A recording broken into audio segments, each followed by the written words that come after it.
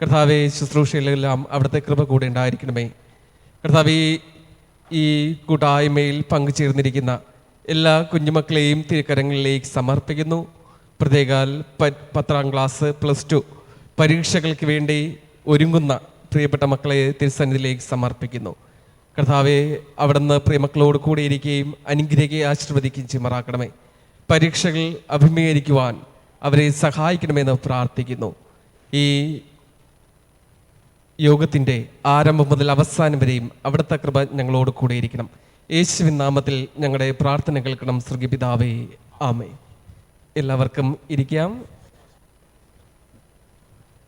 ഈ സമയം സ്വാഗതം ആശംസിക്കുന്നതിന് വേണ്ടി സ്നേഹമുള്ള സുജിൻ സിംഗ് സാറിനെ ക്ഷണിക്കുന്നു.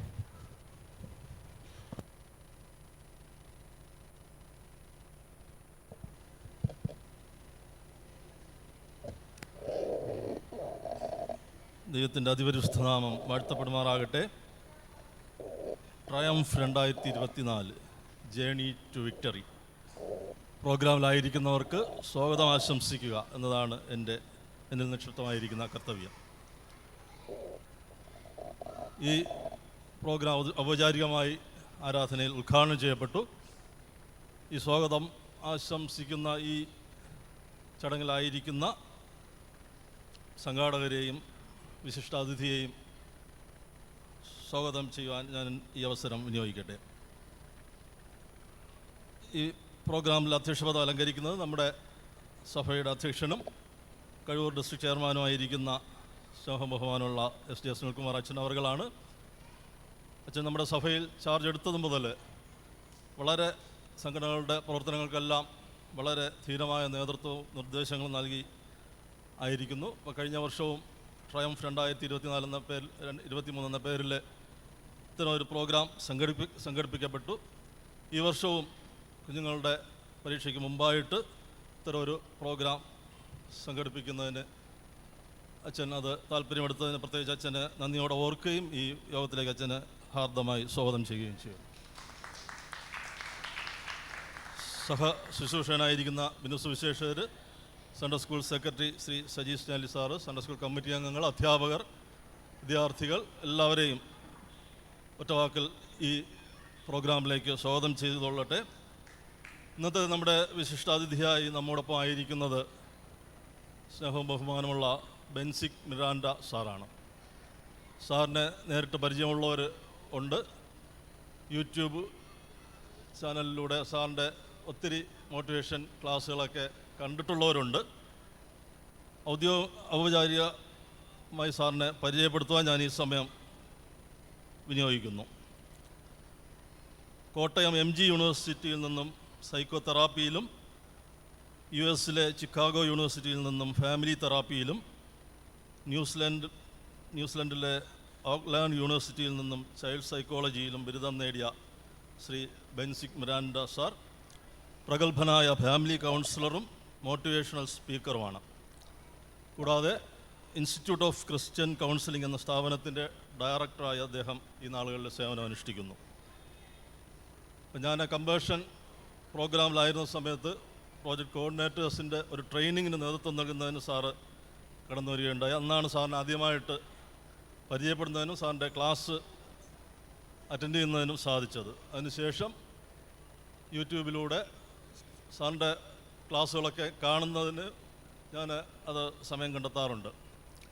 നിങ്ങൾ പലരും യൂട്യൂബിലൂടെയൊക്കെ സാറിൻ്റെ ക്ലാസ് കേട്ടിരിക്കുമെന്നാണ് ഞാൻ വിചാരിക്കുന്നത്. അപ്പം നമ്മുടെ ഈ ഒരു പ്രോഗ്രാമിന് മുമ്പ് സാറിൻ്റെ കുറച്ച് ക്ലാസ്സുകളൊക്കെ നമ്മുടെ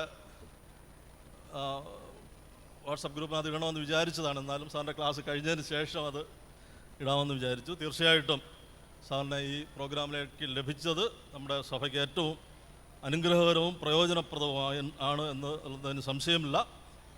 അപ്പം സാറിൻ്റെ ക്ലാസ്സുകൾ എൻ്റെ ഔദ്യോഗിക ജീവിതത്തിൽ ഇന്ന് പ്രയോജനപ്പെട്ടുകൊണ്ടിരിക്കുകയാണ്. ഫാമിലി കൗൺസിലിങ്ങിലും അതേപോലെ ഒരു 2 ആഴ്ച മുമ്പ്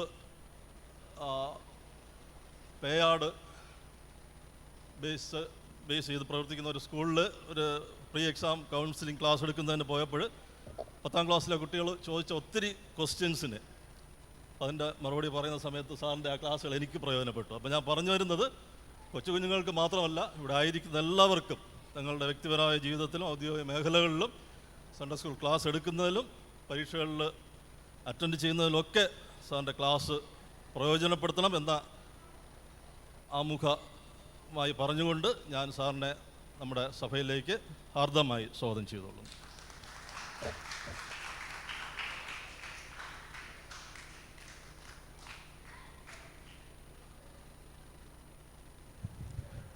ദൈവത്തിൻ്റെ അതിപരിശുദ്ധ നാമം മഹത്വപ്പെടുമാറാകട്ടെ.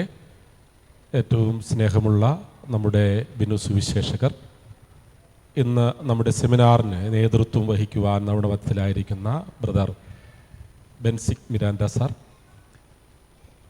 നമ്മുടെ Sunday school secretary Shri Saji Stanley sir, district Sunday school സെക്രട്ടറിയും നമുക്ക് സ്വാഗതം ആശംസിക്കുകയും ചെയ്ത സുജൻ സിംഗ് സാർ, ഏറ്റവും സ്നേഹമുള്ള അധ്യാപകരെ, വാത്സല്യമുള്ള കുഞ്ഞുങ്ങളെ, പ്രിയമുള്ള രക്ഷകർത്താക്കളെ, നമുക്ക് സന്തോഷപൂർവ്വം ഈ ദിവസം ട്രയംഫ് 2024 എന്ന പ്രോഗ്രാമിൽ പങ്കെടുക്കുവാൻ ദൈവം സഹായിച്ചതോർത്ത് ഞാൻ ദൈവത്തിന് സ്തുതി സ്തോത്രങ്ങൾ അർപ്പിക്കുകയാണ്.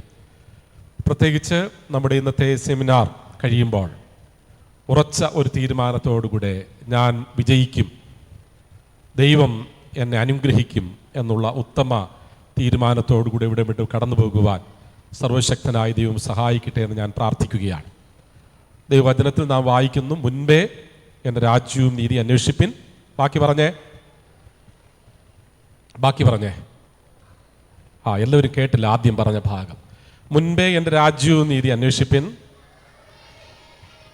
അപ്പം ഇനി ആ വാക്യം മൊത്തം പറഞ്ഞേ. Very good. അപ്പം എല്ലാവർക്കും അറിയാം. എല്ലാവരും പ്രാർത്ഥിക്കുന്നവരാണല്ലോ, പഠിക്കുന്നതിന് മുമ്പ് പ്രാർത്ഥിക്കുന്നവരാണല്ലോ, പ്രഭാതത്തിൽ എഴുന്നേറ്റാൽ പ്രാർത്ഥിക്കുന്നവരാണല്ലോ, സന്ധ്യയ്ക്ക് പ്രാർത്ഥിക്കുന്നവരാണല്ലോ. ശരി, മിടുക്കർ. അപ്പം നന്നായി പ്രാർത്ഥിച്ചാൽ, നന്നായി ദൈവത്തെ അന്വേഷിച്ചാൽ അതിന് തക്ക പ്രതിഫലം ആര് തരും? ദൈവം തരും. ഇന്ന് ഞാൻ കൂടുതൽ സംസാരിക്കുന്നില്ല. നമ്മുടെ മുൻപിലുള്ള സമയം വളരെ വിലപ്പെട്ടതാണ്. ഒരുപാട് സംസാരിക്കാനായിട്ട് പ്രിയമുള്ള ബെൻസിക് മിരാൻഡ സാർ നമ്മുടെ മധ്യത്തിലുണ്ട്.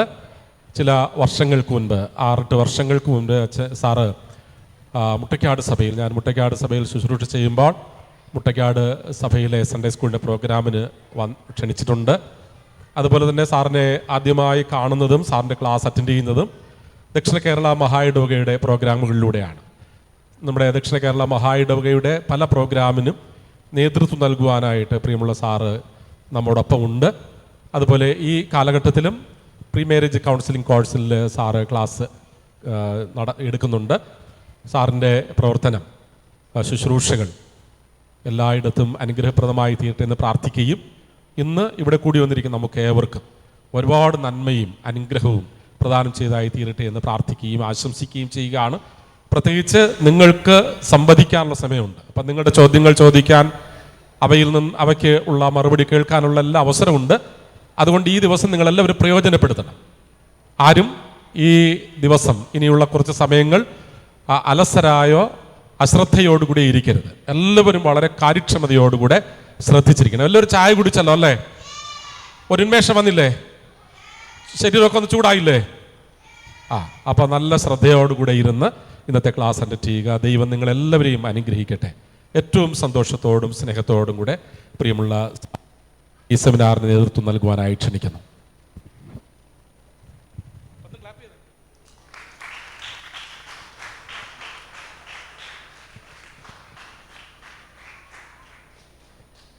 എന്നെ കണ്ടിട്ടുണ്ടോ ഇതിനു മുമ്പ്? ഇല്ല അല്ലേ? രക്ഷപ്പെട്ടു. ഓക്കെ. എന്തായാലും നമ്മുടെ ഈ ബൈബിൾ നിങ്ങളുടെ നടപ്പ് ശരിയാക്കുക, ഇരിപ്പ് ശരിയാക്കുക എന്നൊക്കെ പറഞ്ഞ വാക്യങ്ങളുണ്ട്. അപ്പോൾ നമ്മുടെ ഇരിപ്പൊന്ന് ശരിയാക്കാം അല്ലേ? അപ്പോൾ എല്ലാവരും ഒന്ന് എഴുന്നേൽക്കുന്നു. നിങ്ങളുടെ തൊട്ട് മുൻപിലുള്ള ബെഞ്ചിൽ സ്ഥലമുണ്ടെങ്കിൽ അങ്ങോട്ടങ്ങ് കയറി ഇരുന്നോളണം. തൊട്ട് മുമ്പിലുള്ള ബെഞ്ചിൽ സ്ഥലമുണ്ടെങ്കിൽ, യെസ്, കമോൺ ഫാസ്റ്റ്. തൊട്ട് മുൻപിലത്തെ ബെഞ്ചിൽ സ്ഥലമുണ്ടെങ്കിൽ അങ്ങോട്ടങ്ങ് കയറി ഇരുന്നോളണം. ബാക്കിലിരിക്കുന്നവരൊക്കെ. കാരണം എനിക്ക് ഒരു പ്രത്യേക സ്വഭാവമുണ്ട്. ഏറ്റവും ബാക്കിലിരിക്കുന്നവരോടായിരിക്കും കൂടുതൽ ചോദ്യങ്ങൾ ചോദിക്കുന്നത്. അങ്ങനെ ഒരു കുഴപ്പമുണ്ട്.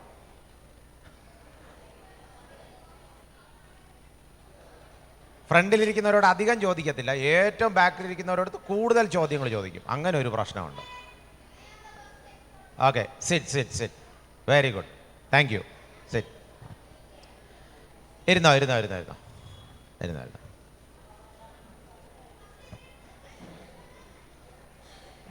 ഇന്നത്തെ ഈ സെമിനാറിന് പല കാര്യങ്ങൾ ഒരുമിച്ച് നിങ്ങൾക്കെല്ലാവർക്കും മനസ്സിലാകുന്ന രീതിയിൽ ഒരുമിച്ച് ഞാൻ പറയാനായിട്ട് ശ്രമിക്കും.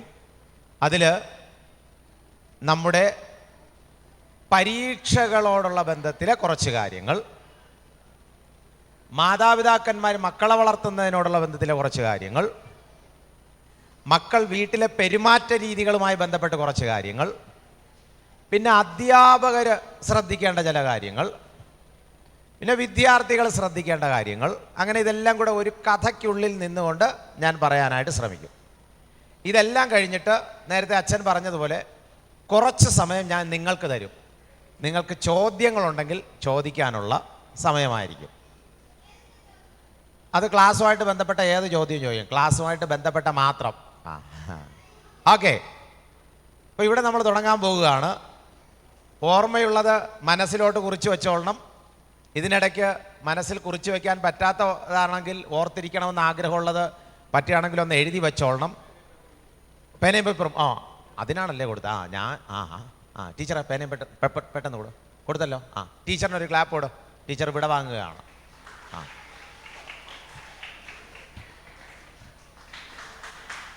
ഓക്കെ, ലൂക്കോസ് എഴുതിയ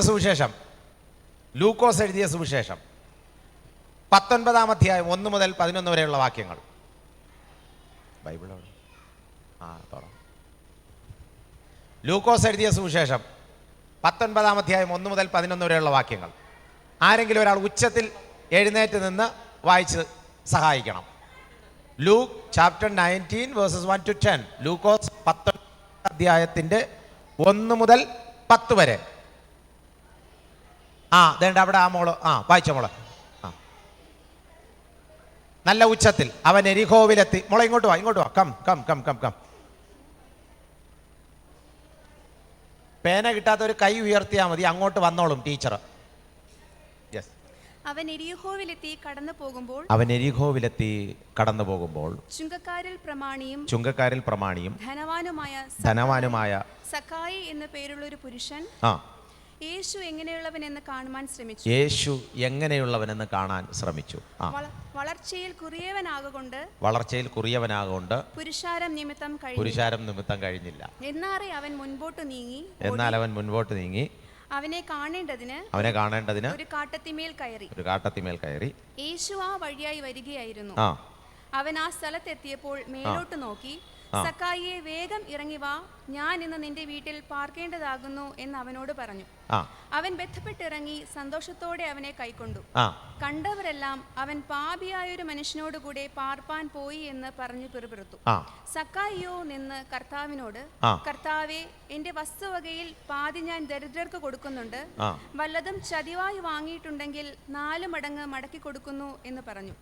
യേശു അവനോട്, ഇവനും അബ്രഹാമിന്റെ മകനാകിയാൽ ഇന്ന് ഈ വീടിന്റെ രക്ഷ വന്നു. കാണാതെ പോയതിനെ തിരഞ്ഞു രക്ഷിപ്പാനല്ലോ മനുഷ്യപുത്രൻ വന്നത് എന്ന് പറഞ്ഞു. Thank you. നല്ലൊരു ക്ലാപ്പ് കൊടുത്തോ മോക്ക്. നല്ലൊരു clap. Give a big clap. Very good. നമ്മുടെ എല്ലാവരുടെയും ജീവിതത്തിൽ ശ്രദ്ധിക്കേണ്ട ചില പെരുമാറ്റ സംബന്ധമായ കാര്യങ്ങൾ ഇതിനകത്ത് ഞാൻ കയറി പറഞ്ഞു പോകാൻ പോവുകയാണ്. ഇയാളുടെ പേരെന്താണ്? സക്കായി. ശ്രദ്ധിച്ചോണം. ദൈവമാണ് വിശുദ്ധ വേദപുസ്തകം എഴുതുന്നത്. ദൈവത്തിൻ്റെ ആത്മാവിനാൽ നിയന്ത്രിതമായി ദൈവത്താൽ എഴുതപ്പെടുന്നതാണ് വേദപുസ്തകം.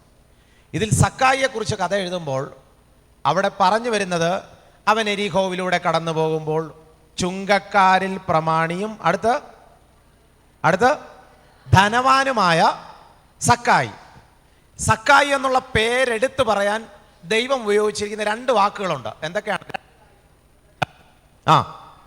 ഒന്ന് ചുങ്കക്കാരിൽ പ്രമാണിയും ധനവാനും. ഒരു മനുഷ്യനെ അഡ്രസ് ചെയ്യാനായിട്ട്, ഒരു മനുഷ്യനെ അഭിസംബോധന ചെയ്യാൻ, അല്ലെങ്കിൽ ഒരു മനുഷ്യനെ പരിചയപ്പെടുത്താൻ ദൈവം ഉപയോഗിച്ചിരിക്കുന്ന വാക്ക്, ഇദ്ദേഹം ചുങ്കക്കാരനാണ് എന്ന് പറഞ്ഞാൽ ഇദ്ദേഹത്തിൻ്റെ ജോലി, ഇനി ഇദ്ദേഹം സമൂഹത്തിൽ ധനവാനാണ്. ഈ രണ്ട് കാര്യങ്ങളാണ് പറഞ്ഞിരിക്കുന്നത്, സക്കായിയെ കുറിച്ച് പറഞ്ഞിരിക്കുന്നത്. ആണോ അല്ലയോ? ആണോ. ഈ നമ്മൾ സക്കായി എന്ന് കേൾക്കുമ്പോൾ ആദ്യം ഓർമ്മ വരുന്നത് എന്താണ്? കാട്ടത്തിയൊന്നുമല്ല. അത് സക്കായി ചെയ്ത കാര്യം. സക്കായി എന്ന് കേൾക്കുമ്പോൾ ആദ്യം നമ്മുടെ മനസ്സിൽ വരുന്നത് എന്താണ്? ചുങ്കക്കാരനല്ല, പൊക്കം കുറഞ്ഞ ആള്. അതിന് വേറൊരു വാക്ക് നമ്മുടെ നാട്ടുഭാഷയെ പറഞ്ഞാൽ കുള്ളൻ. വളരെ ശ്രദ്ധിച്ചോണം.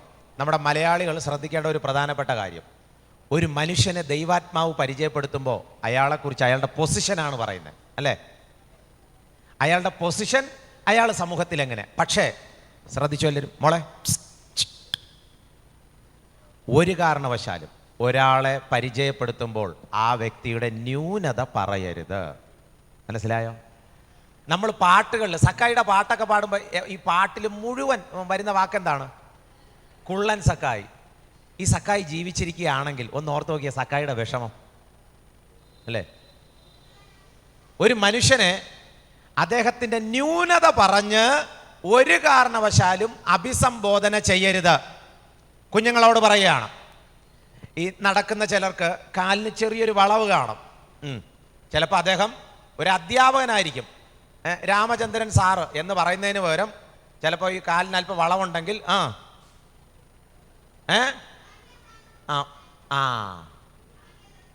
ഇനി ഒരാൾക്ക് കണ്ണിനല്പം ചെറിയൊരു, നമ്മുടെ ദൈവം നമ്മളെ സൃഷ്ടിച്ചപ്പോൾ വ്യത്യസ്തരായിട്ടാണ് സൃഷ്ടിച്ചത്.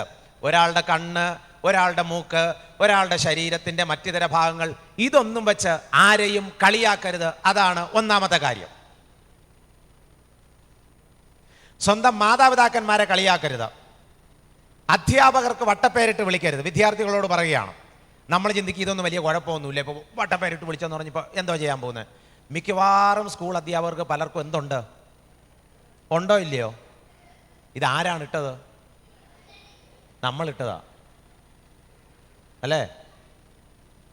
നിങ്ങൾ ഓർത്ത് നോക്കിക്കൊള്ളണം. ഇന്നലെ ഞാൻ അധ്യാപകർക്ക് വേണ്ടിയിട്ട് ഒരു ക്ലാസ് എടുക്കാൻ പോയപ്പോൾ ഞാനത് പറഞ്ഞ കാര്യമാണ്, ഇവിടെയും കൂടെ എടുത്തു പറയണം, എല്ലാ മക്കളോടും പറയണം. മക്കളെ, നിങ്ങളുടെ അധ്യാപകർക്കും മക്കളുണ്ട്, അവർക്കും കൊച്ചു പിള്ളേരുണ്ട്. പക്ഷേ സ്വന്തം മക്കൾക്ക് കൊടുക്കുന്നതിനേക്കാൾ കൂടുതൽ സമയം നമ്മുടെ അധ്യാപകർ തരുന്നത് നമുക്ക് വേണ്ടിയിട്ടാണ്. സ്വന്തം മക്കളെ കുളിപ്പിച്ച് റെഡിയാക്കിയിട്ട് ഇവർ നേരെ ബസ് കയറി സ്കൂളിലോട്ട് വരികയാണ്.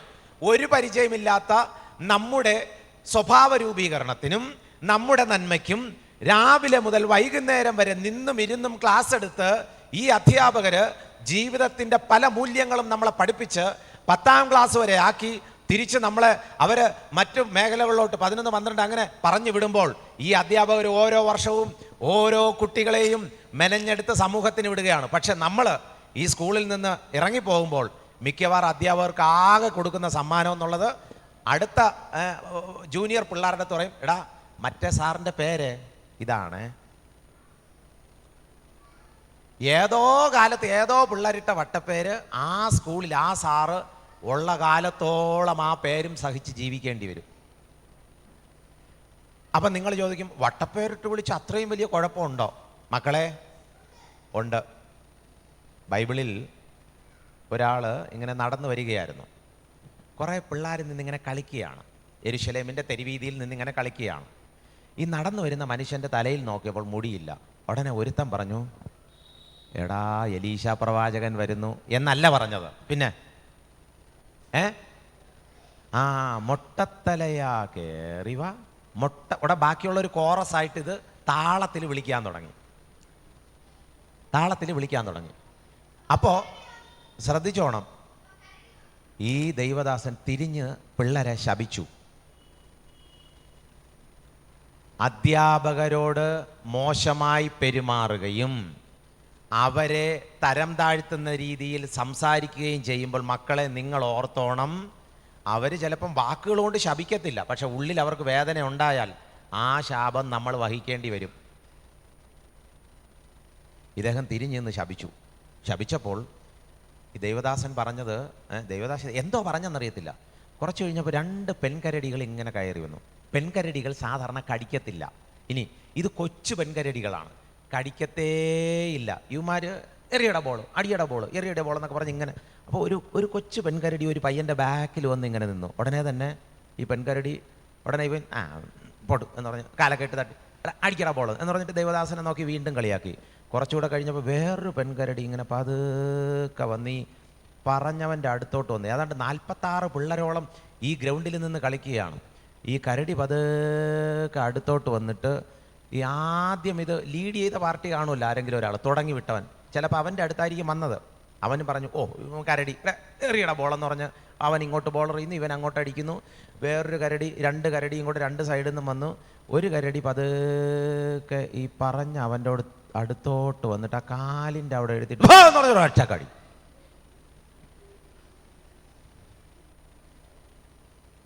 നാൽപ്പത്താറ് പിള്ളേർ കുടലും ശരീരഭാഗങ്ങളും തലയും കാലും പലയിടത്തായിട്ട് കടിച്ച് കീറി തെരുവീതിയിൽ മുഴുവൻ രക്തക്കളം. ചരിത്രത്തിൽ ഇതുപോലൊരു ശിക്ഷ പിള്ളേർക്ക് കിട്ടിയിട്ടില്ല.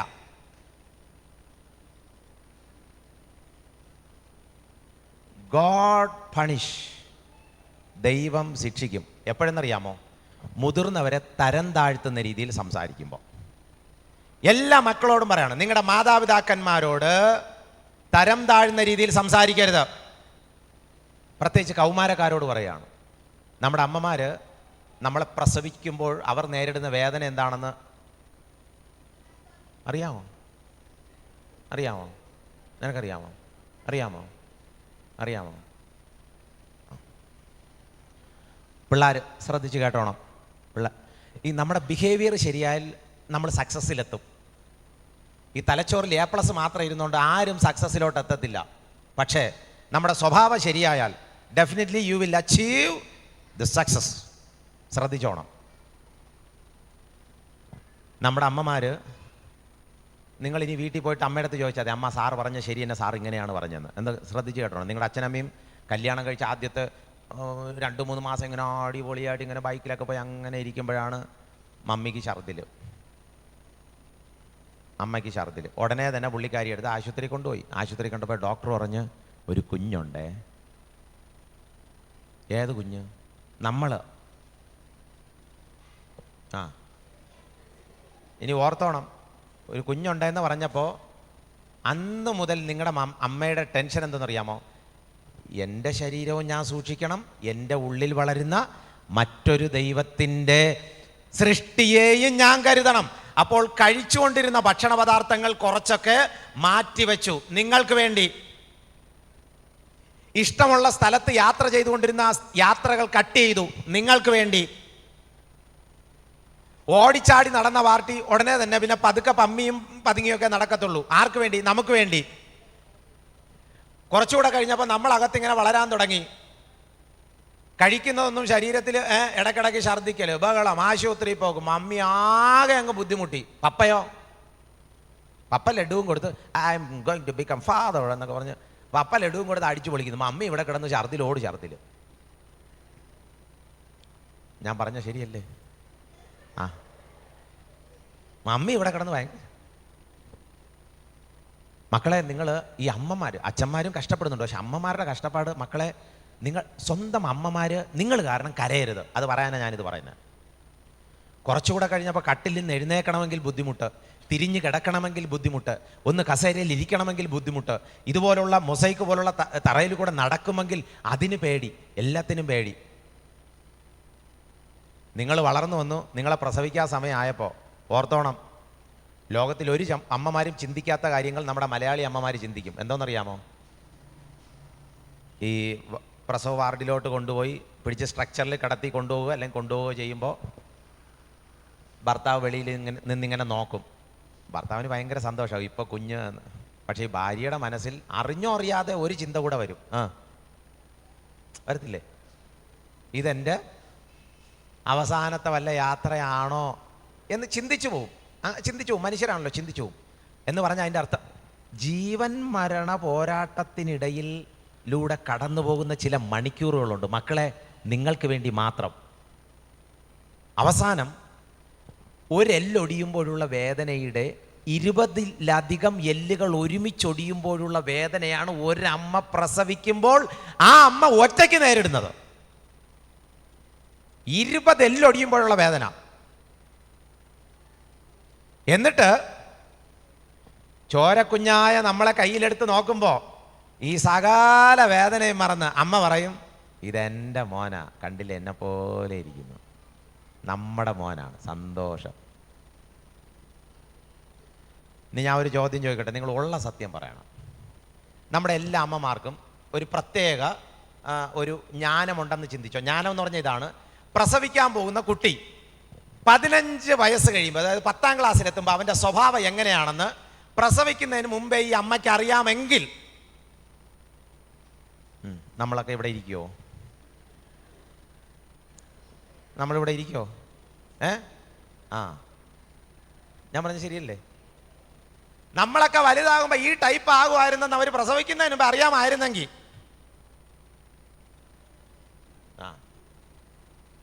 സുന്ദരിയെ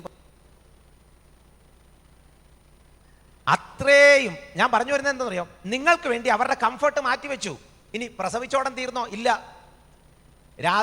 നമ്മളെ ആരെങ്കിലും രാത്രി 2 മണിക്ക് എഴുന്നേൽപ്പിച്ചാൽ, മോളെ എന്താ പറയും? 2 മണിക്ക് എഴുന്നേൽപ്പിച്ചാൽ 2 മണി പോയിട്ട് 4 മണിക്ക് രാവിലെ പഠിക്കാൻ എണിയടിയെന്ന് പറഞ്ഞാൽ എന്താ പറയും? അമ്മയുടെ അടുത്ത് അങ്ങനെ പറയുന്നത്? അങ്ങനെയൊന്നുമില്ല, ഉള്ളത് പറ. മോളെ എന്താ പറയും? വന്ന് കയറിയിരിക്കുന്നു സമാധാനം കളയായി. മനുഷ്യൻ ഇവിടെ ഉറങ്ങ, നിങ്ങൾക്ക് താല്പര്യമില്ല, ഞാൻ വീട്ടിൽ നിന്ന് ഇറങ്ങി പോട്ടാ പിള്ളേർ ചോദിക്കുന്നത്. അത് മൂത്രമൊഴിക്കാല്ലേ? അറിയാം. അപ്പോൾ രാവിലെ 4:30 എഴുന്നേൽപ്പിക്കാൻ വന്നാൽ നമ്മൾ അച്ഛനമ്മമാരെ കടിച്ചു കീറുന്ന സ്വഭാവമാണ്. പക്ഷേ രാത്രി ഉറക്കം പോലും ഇല്ലാതെ കൊച്ചു കുഞ്ഞായിരുന്നപ്പം നിങ്ങളെ എത്രയോ വട്ടം ഉറങ്ങിക്കിടന്ന അമ്മയെ എടുത്തിട്ട് ചവിട്ടും. കൊച്ചു കുഞ്ഞായിരിക്കുമ്പോഴേ എടുത്തിട്ട് ചവിട്ടും, അച്ഛനെ ചവിട്ടും. പിന്നെ അവിടെ 1ാം ക്ലാസ്സിലും 2ാം ക്ലാസ്സിലും പോയി അതെല്ലാം കൂടെ തലയിൽ കൂടെ എടുത്ത് മെഴുകി നാറി നാറ്റം വെച്ച് ലാസറിൻ്റെ കല്ലറയെ പോലും ഇല്ല ഇത്രയും നാറ്റം. എന്നിട്ട് അമ്മ എന്ത് ചെയ്യും? പൊക്കിയെടുത്ത് കുളിപ്പിച്ച് വൃത്തിയാക്കി ചകിരിയിട്ട് കഴുകി വൃത്തിയാക്കി അവസാനം പൗഡറൊക്കെ ഇട്ട് മോളെ മോനെ എന്ന് പറഞ്ഞ് നെഞ്ചത്ത് വെച്ച് വന്ന് കിടന്നുറങ്ങും. ആ അമ്മയും അച്ഛനെയും നമ്മൾ മക്കളെ ഒരു കാരണവശാലും മോശമായ പദങ്ങൾ ഉപയോഗിക്കരുത്. ചില പിള്ളേർ എടി വാടി എന്നൊക്കെ വിളിക്കും അമ്മമാരെ. ചെയ്യരുത് മക്കളെ, ചെയ്യരുത്. നിങ്ങൾ കാരണം നിങ്ങളുടെ അച്ഛനമ്മമാർ കരയരുത്. പ്രത്യേകം പറയുകയാണ്. കഴിഞ്ഞ ദിവസം, ഇന്നലെ ഞാൻ ഒരു കൺവെൻഷന് പ്രസംഗം കഴിഞ്ഞ് തിരിച്ചു വന്നപ്പോൾ, ഞാൻ കുട്ടികൾക്കുള്ള കാര്യമൊക്കെ പറഞ്ഞ് തിരിച്ചു വന്നപ്പോൾ അവിടുത്തെ ഒരു അമ്മ പറഞ്ഞു, സാർ ഇനി ക്ലാസ് എടുക്കാൻ പോകുമ്പോൾ ഇതുകൂടെ പറയണം. ഈ അമ്മ വെയിലിലും മഴയത്തും തൊഴിലുറപ്പ് പദ്ധതിക്ക് പോയിട്ട്, ഈ കൊടും വെയിൽ, ഇപ്പോഴത്തെ വെയിലറിയാലോ, തൊഴിലുറപ്പ് പദ്ധതിക്ക് പോയിട്ട് മൺമട്ടിയും അതിൻ്റെ ഇത് മറ്റേ കുട്ടയുമായിട്ട് ഇങ്ങനെ തിരിച്ചു വരുന്ന ഒഴിക്ക് സ്കൂളിൻ്റെ മുമ്പിലെത്തി. നോക്കിയപ്പോൾ മോള് പഠിക്കുന്ന സ്കൂള്. ആ സ്കൂളിൻ്റെ അവിടെ ഇത് വെച്ചിട്ട് ഈ വേർപ്പോടെ ഈ അമ്മ മോളെ കാണാനായിട്ട് ഓടിക്കയറിപ്പോയപ്പോൾ ഈ മോള്, ഈ 9ാം ക്ലാസ്സിൽ പഠിക്കുന്ന മോളും കുറച്ച് വേറെ പെമ്പിള്ളാരും കൂടെ കളിച്ചുകൊണ്ടിരിക്കുക. ഈ അമ്മ ഓടിപ്പോയിട്ട് മോളെ എന്ന് വിളിച്ചപ്പോൾ മോള് മുഖത്ത് നോക്കി ഒരു ചോദ്യം, എന്തിനമ്മ എന്നെ നാണം കെടുത്താനായിട്ട് ഇതിനകത്തോട്ട് കയറി വന്നതെന്ന്. മക്കളെ, നിങ്ങളുടെ മാതാപിതാക്കന്മാരുടെ വേർപ്പാണ് നിങ്ങൾ ഇന്ന് കുട്ടപ്പന്മാരും കുട്ടപ്പിമാരുമായിട്ട് നല്ല ഡ്രസ്സും ഇട്ട് തലയിൽ ബോയും വെച്ച് നല്ല സൂപ്പറായിട്ടിരിക്കുന്നത്. അതുകൊണ്ട് അച്ഛനമ്മമാരെ ബഹുമാനിക്കുന്നത് ആണ് ഒന്നാമത്തെ കാര്യം. ഞാൻ ഈ കഥയിലോട്ട് തിരിച്ച് മടങ്ങി വരികയാണ്. സക്കായിയുടെ പേര് അതുപോലെ ഉപയോഗിച്ചു. സ്വന്തം അച്ഛനമ്മമാരെ, മക്കളെ നിങ്ങൾ തരം താഴ്ത്തി പറയരുത്. അധ്യാപകരെ തരം താഴ്ത്തി പറയരുത്. പിന്നെ സൺഡേ സ്കൂൾ അധ്യാപകർ പ്രത്യേകിച്ച് ശ്രദ്ധിച്ചോണം. ഈ അധ്യാപക ദിനം എന്നൊരു ദിനം ഉണ്ടോ? ഉണ്ട്. അന്ന് നമ്മൾ എന്തൊക്കെ കൊടുക്കും അധ്യാപകർക്ക്? മുട്ടായി. അധ്യാപകന് 5 രൂപയുടെ മുട്ടായി. ആർക്ക് വേണം? പേന. എഴുതാതിരിക്കുകയല്ലേ പേന. എന്ത് സമ്മാനം?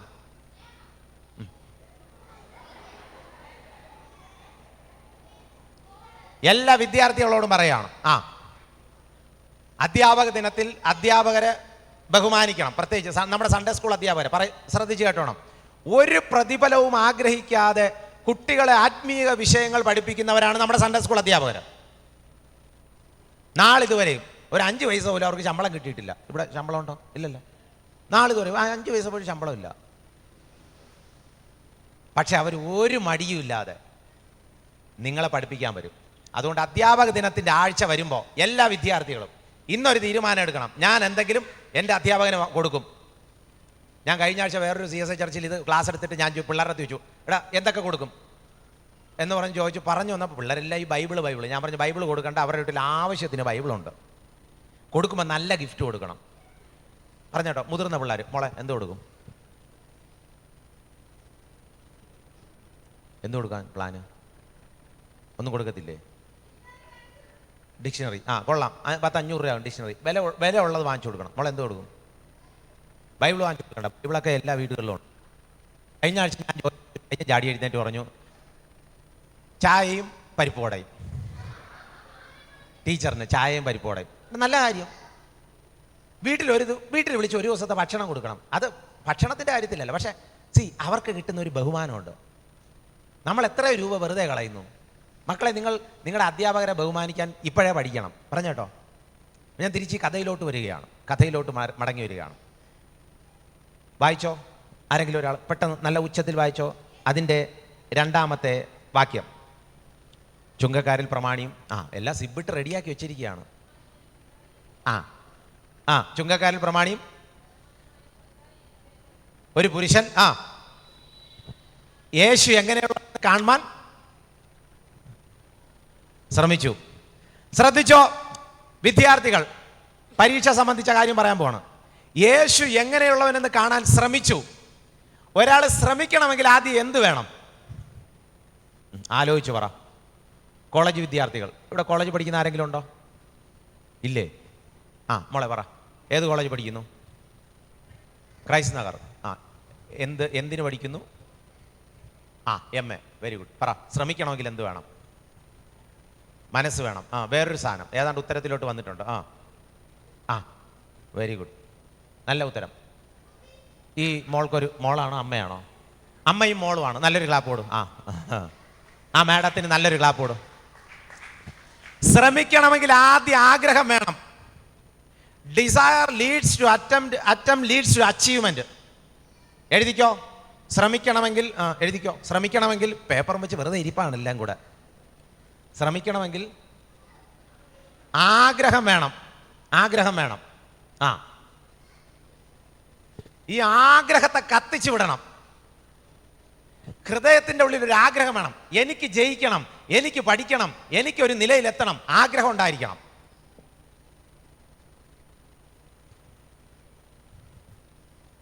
ഈ ആഗ്രഹം എവിടെ നിന്നാണ് വരുന്നത്?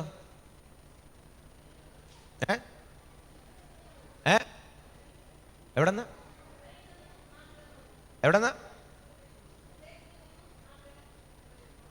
ആ കുട്ടി പറഞ്ഞൊരു സമ്മാനം, ഒരു നല്ലൊരു ക്ലാപ്പ് കൊടും ആ കുട്ടിക്ക്. Very good. വളരെ ശരി. നേരത്തെ മോള് പറഞ്ഞ കാര്യം. ഹൃദയത്തിൽ നിന്ന് ഈ ആഗ്രഹം കത്തിച്ചു വിടണം. എല്ലാ മക്കളോടും പറയാണ്, ഹാവ് എ ഡിസയർ.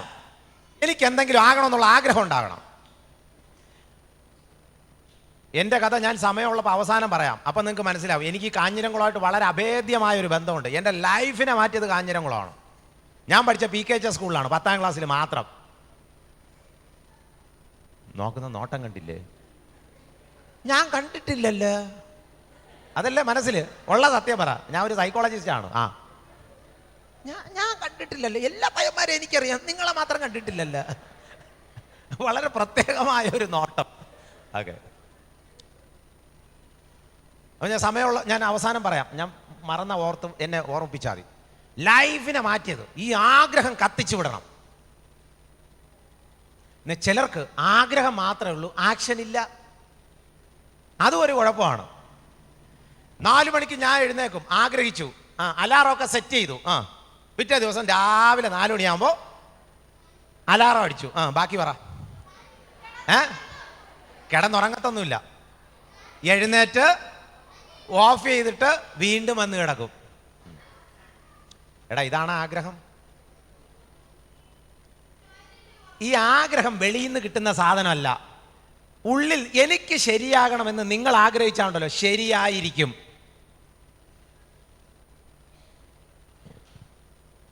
നല്ലവണ്ണം പഠിക്കണമെന്ന് ആഗ്രഹമുള്ള പിള്ളേർ ഓർത്തോണം, the best way, the easy way to learn. ശ്രദ്ധിച്ചു കേട്ടോ. Love the subject and teacher. ഈ ടീച്ചർ, ഈ സബ്ജക്റ്റിനെ നമുക്ക് ഇഷ്ടമില്ലാത്ത സബ്ജക്റ്റ് മലയാളം, വേറെ ഹിന്ദി, മാത്സ്, ശരി, ഓക്കെ, വെരി ഗുഡ്. ഈ സബ്ജക്റ്റിനോടുള്ള ഇഷ്ടമില്ലായ്മ മാറ്റാനുള്ള സൂത്രം പറഞ്ഞുതരാം. ശ്രദ്ധിച്ച് കേട്ടോണം. ഏറ്റവും നല്ല മാർഗം, ഞാൻ +2 പഠിച്ചുകൊണ്ടിരുന്നപ്പോൾ ഇംഗ്ലീഷിൻ്റെ ABCD അറിഞ്ഞുകൂടാത്ത സമയത്ത് എൻ്റെ ഇംഗ്ലീഷ് ടീച്ചർ എൻ്റെ അടുത്ത് വന്ന് തോളിൽ തട്ടിയിട്ട് പറഞ്ഞു, അപ്പോൾ ടീച്ചേഴ്സ് ആരെങ്കിലും ഉണ്ടെങ്കിൽ ശ്രദ്ധിച്ചോണം, this is the best way that you can touch. എൻ്റെ തോളിൽ തട്ടിയിട്ട് ടീച്ചർ പറഞ്ഞു, Bensic your English is good, നിൻ്റെ ഇംഗ്ലീഷ് കൊള്ളാം പറഞ്ഞു. ഞാൻ അവിടെ നേരെ ഇംഗ്ലീഷ് അറിഞ്ഞുകൂടാത്ത എൻ്റെ അടുത്ത് ഇംഗ്ലീഷ് കൊള്ളാമെന്ന്. അപ്പോൾ ടീച്ചർ എന്നെ പ്രോത്സാഹിപ്പിച്ചല്ലോ. ടീച്ചറിനോടൊരു ഇഷ്ടം, ഈ ഇഷ്ടം നഷ്ടപ്പെട്ടു പോകരുതെന്ന് വിചാരിച്ച് ടീച്ചർ പഠിപ്പിച്ച വിഷയം നല്ലവണ്ണം പഠിക്കാൻ തുടങ്ങി. ഞാൻ അമേരിക്കയിൽ ഷിക്കാഗോ യൂണിവേഴ്സിറ്റിയിലടുത്ത് കാലെടുത്ത് വെച്ചപ്പോൾ ആദ്യം ഓർത്തത് എൻ്റെ +2 ഈ ടീച്ചറിനെയാണ്, just because of the touch. അധ്യാപകരുണ്ടെങ്കിൽ ശ്രദ്ധിച്ചോണം, നിങ്ങളുടെ പിള്ളേരെ അടുത്ത് പോയിട്ട് എടാ കൊള്ളാം, അല്പം കൂടെ ഒരു വാക്ക് പറഞ്ഞാൽ മതി. ആ ഒരൊറ്റ വാക്ക് മതി, ഇവൻ ലോകത്തിൽ എവിടെയെങ്കിലുമൊക്കെ എത്തിച്ചേരും. അന്ന് അവൻ നമ്മൾ ഓർക്കും, ഇന്ന ടീച്ചറാണ് എന്നെ എന്ന് പറഞ്ഞിട്ട്. ഈ വിഷയത്തെ, അധ്യാപകനെ സ്നേഹിച്ചാൽ നമ്മൾ ഈസി ആയിട്ട് വിഷയത്തെ സ്നേഹിക്കും. വേറൊരു ഉദാഹരണം കൂടെ പറയാം. ഈ കല്യാണം കഴിഞ്ഞ ആദ്യത്തെ ദിവസങ്ങളിൽ ഭാര്യ ഭർത്താക്കന്മാർ, ഭാര്യയാണെങ്കിൽ ചിക്കൻ കറി വെച്ചാലും മട്ടൻ കറി വെച്ചാലും പിന്നെ മീൻ കറി വെച്ചാലും ഒരേ രുചിയായിരിക്കും ആദ്യത്തെ ദിവസങ്ങളിൽ. പക്ഷെ ഭർത്താവ് എപ്പോൾ രുചിച്ച് നോക്കിയിട്ട് ആദ്യം എന്തേ പറയത്തുള്ളൂ? സൂപ്പർ, ഞാനിത് കഴിച്ചിട്ടേ ഇല്ല.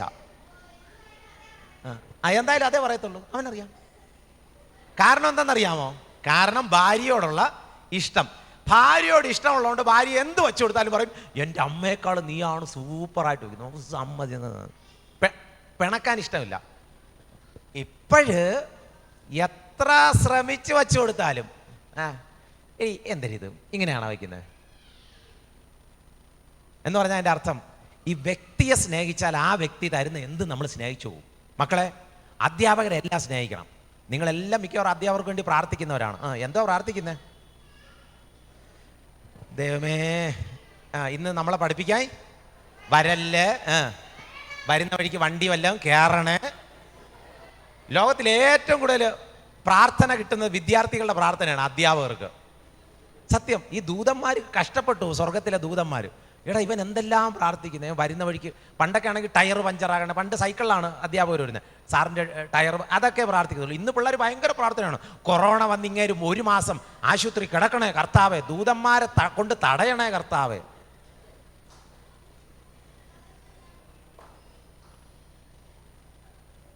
സത്യം പറ, പ്രാർത്ഥിച്ചിട്ടില്ലേ? അതിനേക്കാളും കൂടിയതാണ് പ്രാർത്ഥിച്ചത്. എന്നിട്ടും ദൈവം എൻ്റെ പ്രാർത്ഥന കേട്ടില്ല എന്ന്. അപ്പോൾ ശ്രദ്ധിച്ചോണം, ഡിസയർ ലീഡ്സ് ടു അറ്റംപ്റ്റ്, ആക്ഷനിലോട്ട് കൊണ്ടുവരണം. എല്ലാ മക്കളോടും പറയണം, പഠിക്കുന്ന വിഷയങ്ങൾ കൂടുതൽ പഠിക്കാൻ പഠിപ്പിക്കുന്ന അധ്യാപകരെ സ്നേഹിക്കുക. നിങ്ങൾ തീർച്ചയായിട്ടും ആ വിഷയങ്ങൾ പഠിച്ചിരിക്കും.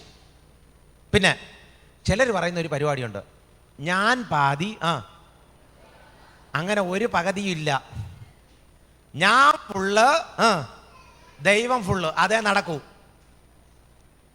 അതുകൊണ്ട് വിദ്യാർത്ഥികളെ, നിങ്ങൾ പരീക്ഷ നല്ലവണ്ണം എഴുതണമെങ്കിൽ നല്ലവണ്ണം പഠിക്കണം. നമ്മൾ പറയാം, അമ്മ പ്രാർത്ഥിക്കണേ അമ്മ. അമ്മ എന്താണ് പ്രാർത്ഥിക്കേണ്ടത് നിങ്ങൾക്ക് വേണ്ടി? പറ. സാധാരണ പരീക്ഷയ്ക്ക് പോകുന്നതിന് മുമ്പ് നിങ്ങൾക്ക് വേണ്ടി പ്രാർത്ഥിക്കുമല്ലോ. എന്തായിരിക്കും പ്രാർത്ഥിക്കുന്നത്? ദൈവമേ, പഠിച്ചതൊന്നും മറക്കരുത്. പക്ഷെ ഇവിടെ വല്ലതും പഠിച്ചിട്ട് വേണ്ട. ഇവിടെ സ്റ്റോർ റൂമിൽ ഒന്നുമില്ല, സ്റ്റോർ റൂമിൽ ഒന്നുമില്ല. ഒന്നും ഇല്ലാതിരുന്നിട്ട് അതെല്ലാം കിട്ടണേ എന്ന് പറഞ്ഞ് എന്തോ കിട്ടാൻ. അപ്പൊ ശ്രദ്ധിക്കേണ്ട കാര്യം, നിങ്ങൾ പഠിച്ചാലേ ബ്രെയിനിൽ നിന്ന് ആ ദൂതന്റെ പരിപാടി എന്നുള്ളത് ഓർത്തിരിക്കുന്നതിനെ പുറത്തെടുത്ത് തരാൻ ദൂതന് പറ്റും. പിന്നെ ഇല്ലാത്തതിനെ ദൂതൻ കൊണ്ട് തരത്തില്ല. അതുകൊണ്ട് പ്രാർത്ഥിക്കുന്ന പിള്ളേർ ശ്രദ്ധിച്ചോണം. ചിലർ പ്രാർത്ഥിക്കും, ഈസി ആയിട്ടുള്ള ക്വസ്റ്റ്യൻ വരണേ കർത്താവേ. വരത്തില്ല, അങ്ങനെ ചിന്തിക്കേ വേണ്ട. കാരണം ഇതെല്ലാം പ്രിന്റ് ചെയ്ത് വച്ച് കഴിഞ്ഞു, ഇനി പ്രാർത്ഥിച്ചിട്ട് കാര്യമില്ല. ചിലര് റിസൾട്ട് വരാറാകുമ്പോൾ ഒരു പ്രാർത്ഥനയുണ്ട്. അതെന്തോ പ്രാർത്ഥന? ദൈവമേ ഏറ്റവും കൂടുതൽ ഒരുത്തൻ 10ാം ക്ലാസ്സിൽ കണക്കിന് ഉഴപ്പിയടിച്ച് ഒന്നും പഠിക്കാതെ എല്ലാ മാർക്കും എല്ലാ ചോദ്യത്തിനും പൊട്ട ഉത്തരം എഴുതി. അവന് മനസ്സിലായി. തിരിച്ച് വീട്ടിൽ വരുമ്പോൾ ഇവൻ ചിന്തിക്കുകയാണ്, ഞാൻ തോക്കും, ഉറപ്പാണ്. ഞാൻ തോറ്റാൽ നാണക്കേടാണ്. ഇനി ഒരൊറ്റ മാർഗ്ഗമേ ഉള്ളൂ, സ്വർഗത്തിലെ ദൈവത്തോട് പ്രാർത്ഥിക്കണം എന്ന് പറഞ്ഞ് ഇവൻ എല്ലാ ദിവസവും രാവിലെ 5 മണി മുതൽ 6 മണി വരെ 1 മണിക്കൂർ പ്രാർത്ഥിച്ചുകൊണ്ടേയിരിക്കുന്നു എന്ന് അങ്ങ് ചിന്തിച്ചോ. 1 മാസം കഴിഞ്ഞ് ഇവൻ്റെ പേപ്പർ മഞ്ജു ടീച്ചർ, ഇവൻ്റെ പേര് മനോജ് എന്നാണ്, മനോജിൻ്റെ പേപ്പർ മഞ്ജു ടീച്ചർ തിരുത്താനായിട്ട് തുടങ്ങിയപ്പോൾ ദൈവം ചിന്തിച്ചു, 1 മാസമായിട്ട് മനോജ് നല്ലവണ്ണം പ്രാർത്ഥിക്കുന്നുണ്ട്. അവൻ പഠിച്ചില്ല എന്നുള്ള ശരിയാണ്, നല്ലവണ്ണം പ്രാർത്ഥിക്കുന്നുണ്ട്. ഒരു കാര്യം ചെയ്യാം, ദൂതനെ വിളിച്ച് മഞ്ജു ടീച്ചറിൻ്റെ അടുത്ത് പറഞ്ഞ് 100ന് 100 ഇട്ട് കൊടുക്കാൻ പറയാം. ഉടനെ തന്നെ ദൈവം ദൂതനെ വിളിക്കുന്നു. ഗബ്രിയേൽ ദൂതൻ പറഞ്ഞ് എന്താണ് പ്രഭു? ഉടനെ ദൈവം പറഞ്ഞു, പിന്നെ മഞ്ജു ടീച്ചറാ മനോജിൻ്റെ പേപ്പർ, മറ്റേ കാഞ്ഞിരംകുളത്തെ PKHS പഠിക്കുന്ന മനോജിൻ്റെ പേപ്പർ തിരുത്താൻ പോവുകയാണ്, അവന് ഫുൾ മാർക്ക് കൊടുക്കാൻ പറ. മഞ്ജു ടീച്ചർ ഇങ്ങനെ പേപ്പർ എടുത്ത് പേപ്പറിൽ ഇങ്ങനെ പേന തൊടാൻ പോയതും ദൂതൻ്റെ ശബ്ദം, മഞ്ജു ടീച്ചർ, മഞ്ജു ടീച്ചർ, മനോജിൻ്റെ പേപ്പറിൻ്റെ മേൽ കൈവയ്ക്കരുത്.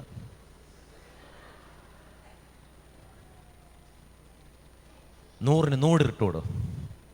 ഇങ്ങനെ സംഭവിക്കുമെന്ന് നിങ്ങൾ ചിന്തിക്കുന്നുണ്ടോ? ഇല്ല. അപ്പോൾ പരീക്ഷ എഴുതി കഴിഞ്ഞിട്ട് പിന്നെ എന്ത് ചെയ്യണ്ട? വലിയ പ്രാർത്ഥനയൊന്നും വേണ്ട. നിങ്ങളാകെ പ്രാർത്ഥിക്കേണ്ടത്, മക്കളെ ദൈവമേ പരീക്ഷ എഴുതാൻ പോകുമ്പോൾ പട്ടിയൊന്ന് ഓടിച്ചിട്ട് കടിക്കാതിരിക്കാൻ സഹായിക്കണം, സുരക്ഷിതമായിട്ട് അവിടെ എത്താൻ സഹായിക്കണം. പിന്നെ പരീക്ഷയ്ക്ക് പേപ്പർ ഈ വെപ്രാളം കൊണ്ട് അത് സംഭവിക്കാം. ഈ പേടി വരുമ്പോൾ മെമ്മറി കുറയും, അങ്ങനെ ഒരു പ്രശ്നമുണ്ട്. അവിടെ നമ്മൾ പ്രാർത്ഥിക്കണം. ഏത് ചോദ്യം കണ്ടാലും പേടിക്കരുത്. അതിനു വേണ്ടി വേണം പ്രാർത്ഥിക്കാൻ. ദൈവമേ, കാരണം ആദ്യത്തെ 2-3 ചോദ്യങ്ങൾ കാണുമ്പോൾ നിങ്ങൾക്ക് അറിയത്തില്ല. ആദ്യത്തെ 2-3 അറിയത്തില്ല എങ്കിൽ തൊട്ടടുത്ത് നിങ്ങൾക്ക് പേടി കൂടും. ഇപ്പോൾ കഴിഞ്ഞ ദിവസം ഒരു വൈവ, ഞങ്ങളുടെ ഇൻസ്റ്റിറ്റ്യൂട്ടിൽ തന്നെ ഒരു വൈവ നടത്തി. അപ്പോൾ ഈ വൈവയ്ക്ക് വന്നിരിക്കുന്ന ഡോക്ടേഴ്സ്, പിന്നെ കൊച്ചമ്മമാർ, അച്ഛന്മാരുടെ ഭാര്യമാർ, കൊച്ചമ്മമാർ, അച്ഛന്മാരുണ്ട്. ഇൻസ്റ്റിറ്റ്യൂട്ട് ഓഫ് ക്രിസ്ത്യൻ കൗൺസിലിംഗ് എന്നുള്ളതാണ് എൻ്റെ സ്ഥാപനത്തിൻ്റെ പേര്. അപ്പോൾ ആ സ്ഥാപനത്തിൽ 1 വർഷം പഠിച്ച വിദ്യാർത്ഥികളുടെ ഡിപ്ലോമ കോഴ്സാണ്, കൗൺസിലിംഗ് കോഴ്സാണ്. എങ്ങനെ കുട്ടികളെ വളർത്താം, എങ്ങനെ കുട്ടികളെ കൗൺസിൽ ചെയ്യാം, ഇങ്ങനെയുള്ള ഡിപ്ലോമ കോഴ്സ്. ആഴ്ചയിൽ 1 ദിവസത്തെ ക്ലാസ് ഉള്ളൂ, പക്ഷേ 1 വർഷത്തെ ക്ലാസ്സാണ്. അപ്പോൾ ഈ ക്ലാസ്സിൻ്റെ അവസാനം വൈവയായിരുന്നു കഴിഞ്ഞ ദിവസം. അപ്പോൾ ഞങ്ങൾ ചെയ്യുന്ന ആദ്യത്തെ 2-3 ചോദ്യം കട്ടിയായിട്ടുള്ള ചോദ്യം കൊടുക്കും. ആദ്യത്തെ 2-3 ചോദ്യത്തിന് ഇവർ ഉത്തരം പറയാതിരുന്നാൽ അടുത്ത എളുപ്പമുള്ള ചോദ്യവും ഇവർ ചിലപ്പം പേടിച്ചു പോകും, ഉത്തരം പറയത്തില്ല. അപ്പോൾ ഈ ഫിയറിൽ നിന്നും, അതായത് പേടി മറികടക്കാനായിരുന്നു ഒരു ട്രെയിനിങ് പോലെ. അപ്പോൾ ഞാൻ പറഞ്ഞു വരുന്നത്, ആദ്യത്തെ ചോദ്യങ്ങൾ കാണുമ്പോൾ നിങ്ങൾക്കറിയത്തില്ല, നിങ്ങളാരും പേടിക്കരുത്. അറിയാവുന്ന ചോദ്യങ്ങൾക്കുള്ള ഉത്തരം അങ്ങ് എഴുതിയാൽ മതി. ഈ ടീച്ചേഴ്സിൻ്റെ ബ്രെയിനിനൊരു സൈക്കോളജി ഉണ്ട്, ഒരു മനഃശാസ്ത്രമുണ്ട്. എന്തെന്നറിയാമോ? ഇവർ തിരുത്താനിരിക്കുമ്പോൾ ആദ്യത്തെ 2-3 ചോദ്യങ്ങൾ ഉത്തരം തെറ്റാണെങ്കിൽ, ആദ്യത്തെ 2-3 ചോദ്യത്തിൻ്റെ ഉത്തരം തെറ്റാണെങ്കിൽ വെട്ടി പിന്നെ മൈൻഡ് ഓട്ടോമാറ്റിക്കായിട്ട് വെട്ടാൻ തോന്നും. നല്ല ഉത്തരങ്ങളെല്ലാം പടപടാന്ന് വെട്ടി അങ്ങ് ദേഷ്യം കൊണ്ട് പഠിക്കാൻ എടുത്തം കളയും. പക്ഷെ ആദ്യത്തെ 2-3 ചോദ്യങ്ങൾക്ക് നല്ല ഉത്തരം എഴുതി കഴിഞ്ഞാൽ അടുത്ത ചോദ്യങ്ങൾക്ക് മൈൻഡ് അപ്ലൈ ചെയ്യാതെ തന്നെ ചിലപ്പോൾ ഓട്ടോമാറ്റിക്കായിട്ട് ശരിയാണ് മിക്കവാറും. അതായത് ഞാൻ പറഞ്ഞു വരുന്നത്, അറിയാവുന്ന ചോദ്യങ്ങൾ ആദ്യം എഴുതുക, ഏറ്റവും വിശദീകരിച്ച് എഴുതുക. നിങ്ങൾ പിന്മാറരുത്. ആഗ്രഹം പ്രവൃത്തിയിലോട്ട് കൊണ്ടുവരണം. അത് പറയാനാണ് ഇത്രയും ഞാൻ പറഞ്ഞത്. ഇദ്ദേഹത്തിൻ്റെ ഹൃദയത്തിൽ ഒരാഗ്രഹം ഉണ്ടായിരുന്നു, എനിക്ക് യേശുവിനെ കാണണം. അത് പ്രവൃത്തിയിലോട്ട് കൊണ്ടുവന്നു. ഇദ്ദേഹം ചാടി ഇറങ്ങിയിട്ട് എന്ത് ചെയ്തു? വായിച്ചോ, അടുത്ത് എഴുതി വെച്ചിരിക്കുന്നത് 19-ാമത്തെ അധ്യായത്തിൻ്റെ 3-ാമത്തെ വാക്യം. 19-ാമത്തെ അധ്യായത്തിൻ്റെ 3-ാം വാക്യം. വളർച്ചയിൽ കുറിയവനാകൊണ്ടും കാണാൻ കഴിഞ്ഞില്ല. ശ്രദ്ധിച്ചോണം, 2 തടസ്സങ്ങൾ ഇദ്ദേഹത്തിന് നേരിട്ടു. എന്തൊക്കെയാണ് തടസ്സം? വളർച്ചയിൽ കുറിയവൻ, 2 പുരുഷാരം നിമിത്തം. ശ്രദ്ധിച്ചോ, മുമ്പിൽ തടസ്സം വന്നു. ഇദ്ദേഹം എന്ത് ചെയ്തു? എങ്കിൽ പിന്നെ തിരിച്ചു പോയാ? തടസ്സം വന്നു. തൊട്ടടുത്ത് എഴുതിയിരിക്കുന്നത്, അവൻ എന്ത് ചെയ്തു? മുമ്പോട്ടോടി. മുമ്പോട്ടോടി. ജീവിതത്തിൽ തടസ്സം വരും. പഠിത്തം എന്ന് പറഞ്ഞാൽ സത്യം പറഞ്ഞാൽ ഒരു സുഖമില്ലാത്ത കാര്യമാണ്, തടസ്സമാണത്. പക്ഷേ മുമ്പോട്ട് പോകണം. ആ പഠിത്തമാകുന്ന ആ സ്ട്രഗിളിനെ നിങ്ങൾ നേരിടണം. കുറച്ച് കഴിയുമ്പോൾ പഠിക്കുന്നത് നിങ്ങൾ എൻജോയ് ചെയ്യാൻ തുടങ്ങും. ഗെയിം കളിക്കുമ്പോൾ നമ്മുടെ തലച്ചോറിലുണ്ടാകുന്ന ഒരു മാറ്റമുണ്ട്. ഡോപ്പമിൻ, സെറട്ടോൺ, നോറോപ്പിനെഫ്രിൻ, അഡ്രിനാലിൻ കുറച്ച് രാസവസ്തുക്കളുണ്ട്.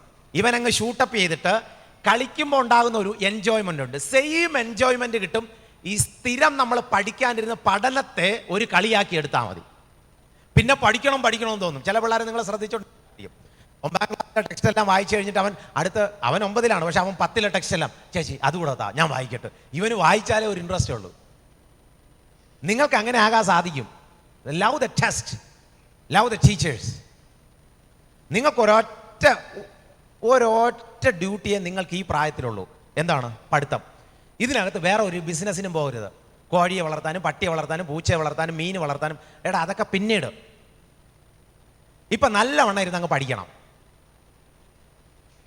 പറഞ്ഞേട്ടോ, മുമ്പോട്ട് പോകണം. തടസ്സം വന്നാൽ മുമ്പോട്ട് പോകണം, പിന്മാറരുത്. അതാണ് എനിക്ക് പറയാനുള്ളത്. ചില പിള്ളേർ ഞങ്ങളുടെ അടുത്ത് പറയും, സാറേ പഠിക്കാനിരിക്കുമ്പോൾ ഉറക്കം വരുന്നു, എന്ത് ചെയ്യണം? ചോദ്യം. അപ്പം ഞങ്ങൾ ചോദിക്കും, എവിടെയാണ് പഠിക്കാനിരിക്കുന്നത്? അത് കട്ടിലിൽ. എടാ ഈ കട്ടിൽ സായിപ്പ് കണ്ടുപിടിച്ചെന്തിനാണ്? ഉറങ്ങാൻ. നിങ്ങൾ കട്ടിലിൽ പോയി ഇരുന്ന് നോക്ക്, ഉടനെ കട്ടിൽ ഇങ്ങോട്ട് വിളിക്കും, വരൂ വരൂ ഉറങ്ങൂ. നിങ്ങൾ ഉടനെ സക്കായിയുടെ അടുത്ത സക്കായിയുടെ പ്ലാൻ നിങ്ങൾ ശ്രദ്ധിച്ചോ? പോയി തടസ്സം ഉണ്ടായി, ഉടനെ അടുത്തെന്ത് ചെയ്തു? പ്ലാൻ ബി, എങ്കിൽ മുന്നോട്ടോടാം. മുമ്പോട്ടോടിയും രക്ഷയില്ല. പ്ലാൻ സി, എങ്കിൽ മരത്തിലോട്ട് കയറാം. നിങ്ങൾ പഠിക്കായിരുന്നു, ഉറക്കം വന്നു, എന്ത് ചെയ്യണം? നടന്നു പഠിക്കും. പഠിത്തത്തിൻ്റെ 4 മെത്തേഡുകളുണ്ട്. ബ്രെയിന് ഈ കാര്യങ്ങൾ ഒബ്സർവ് ചെയ്യുന്ന 4 രീതിയിലാണ്. ശ്രദ്ധിച്ച് കേട്ടോണം. പാരൻസിനോട് പറയാണ്, അതിലേതാണ് നിങ്ങളുടെ മക്കളുടെ മെമ്മറി എങ്ങനെ വർക്ക് ചെയ്യുന്നു മനസ്സിലാക്കി അതിൽ നിങ്ങൾ നിങ്ങളുടെ മക്കളെ പതുക്കെ ടേൺ ചെയ്യിപ്പിക്കണം. 1ാമത്തെ മെത്തേഡ്, പറഞ്ഞു പഠിക്കുക. ചില പിള്ളേർക്ക് പറഞ്ഞു പഠിച്ചാൽ പെട്ടെന്ന് ഓർത്തിരിക്കും. അപ്പോൾ പറയുമ്പോൾ വായിലൂടെ വരുന്ന വാക്കുകൾ വീണ്ടും തലച്ചോറിനകത്തൂടെ കയറി അത് പിന്നെ ഫങ്ഷൻ ചെയ്യാൻ തുടങ്ങും. പറഞ്ഞു പഠിക്കുക. ചില കുട്ടികൾക്ക് അങ്ങനെയാണ്. നിങ്ങളുടെ മക്കൾക്ക് പറഞ്ഞു പഠിക്കുന്നതാണ് മെമ്മറി വർക്കിംഗ് ആണെങ്കിൽ പറഞ്ഞു പഠിക്കാൻ അനുവദിക്കണം. ചില പാരൻസ് ഉണ്ട്, മിണ്ടാതിരുന്ന് പഠിയടാ. അവൻ്റെത് ചിലപ്പോൾ പറഞ്ഞു പഠിക്കുന്നതായിരിക്കും. അപ്പോൾ അവൻ പറഞ്ഞു പഠിച്ചോട്ടെ. 2, മൗനമായിട്ടിരുന്ന് പഠിക്കുക. ശബ്ദം ഒന്നും കേൾക്കാതെ, പിൻ ഡ്രോപ്പ് സൈലൻ്റ് ആയിരിക്കണം. അങ്ങനെ ഇരുന്ന് പഠിച്ചാലേ ചിലർക്ക് പഠിത്തം വരത്തുള്ളൂ. ചിലപ്പോൾ ആ മെത്തേഡാണ് ഒരു കുട്ടിയുടെ ബ്രെയിനെങ്കിൽ നമ്മൾ നേരെ തിരിച്ചു പറയും, എടാ ഉച്ചത്തിൽ പഠിയടാ, വായിച്ചു പഠിയടാ. അവനത് ഇഷ്ടപ്പെടത്തില്ല, അവനത് പറ്റത്തില്ല. 2ാമത്തെ മെത്തേഡ്. ഇനി 3ാമതൊരു മെത്തേഡുണ്ട്, ചർച്ച ചെയ്ത് പഠിക്കുക. അങ്ങോട്ടും ഇങ്ങോട്ടും, അമ്മ ചോദ്യമ്മ, ഞാൻ പറയാമ്മ. അവിടെ അമ്മ പറയും, ഞാൻ എന്തായാലും നീ പോയിരുന്ന് പഠിച്ചോ. പക്ഷെ ആ കുട്ടി യഥാർത്ഥത്തിൽ ഹെൽപ്പ് ചോദിക്കുകയാണ് നിങ്ങളോട്. അവൻ അങ്ങനെ പഠിച്ചാലേ പഠിക്കാൻ പറ്റൂ. ചിലപ്പോൾ നമ്മൾ ചോദ്യങ്ങൾ ചോദിച്ചുകൊണ്ടേയിരിക്കണം. അമ്മ ആ ചോദ്യം ചോദിക്കമ്മ, ഈ ചോദ്യം ചോദിക്കമ്മ. കുട്ടി നമ്മുടെ അടുത്ത് സഹായം അഭ്യർത്ഥിക്കുകയാണ്. അപ്പോൾ നമ്മൾ എന്ത് ചെയ്യണം? നമ്മൾ കൂടെ ഇരുന്ന് ചെയ്യണം. ഇനി 4ാമത്തെ ഒരു മെത്തേഡുണ്ട്. എന്തെന്നറിയാമോ? ആക്ഷൻ ഓറിയൻറ്റഡ് ആയിരിക്കും പിള്ളേർ. അവർക്ക് എന്തെങ്കിലും ചെയ്തുകൊണ്ടിരുന്നാലേ പഠിത്തം വരത്തുള്ളൂ.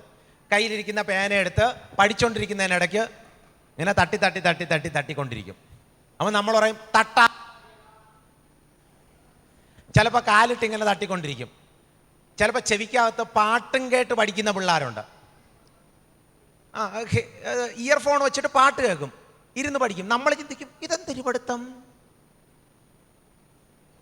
ചിലപ്പോൾ 1 കവർ മിച്ചർ വാങ്ങിച്ചിട്ട് തിന്നണം, പഠിക്കണം. അവന് 2 കിലോ മിച്ചർ വാങ്ങിച്ചു കൊടു. ഇത് അതിന് പകരം അവൻ്റെ മിച്ചറെല്ലാം മാറ്റി വെച്ച് ഇരുന്ന് പഠിയണം. അവൻ്റെ തലച്ചോറിൽ ഇത് കയറത്തില്ല. കാരണം അവന് വയറ്റിൽ പോയാലേ തലച്ചോറിലും കയറത്തുള്ളൂ. ഇതാണ് ആക്ഷൻ ഓറിയൻറ്റഡ് പഠിത്തം എന്നുള്ളത്. ചില പിള്ളേർക്ക് നടന്ന് പഠിക്കണം. ചിലപ്പോൾ വീടിൻ്റെ മുമ്പിൽ വന്നിരുന്നിട്ട് മറ്റേ മാങ്ങമരത്തിൽ അതിൻ്റെ ചില്ലയിൽ കയറിയിരുന്ന് ആടിയായിരിക്കും പഠിക്കുന്നത്. ഉടനെ നമ്മൾ കുരങ്ങനെ പോലെ ഇറങ്ങട താഴാന്നൊക്കെ പറഞ്ഞു. അവൻ അതേ പറ്റത്തുള്ളൂ. അപ്പോൾ ഈ 4 രീതിയിൽ നിങ്ങളുടെ മകൻ ഏത് രീതിയിലാണ്, നിങ്ങളുടെ മകൾ ഏത് രീതിയിലാണ്, അതിനു വേണ്ടി നിങ്ങൾ എന്ത് ചെയ്യണം? പ്രോത്സാഹിപ്പിക്കണം. ഒരു കുഴപ്പമില്ല.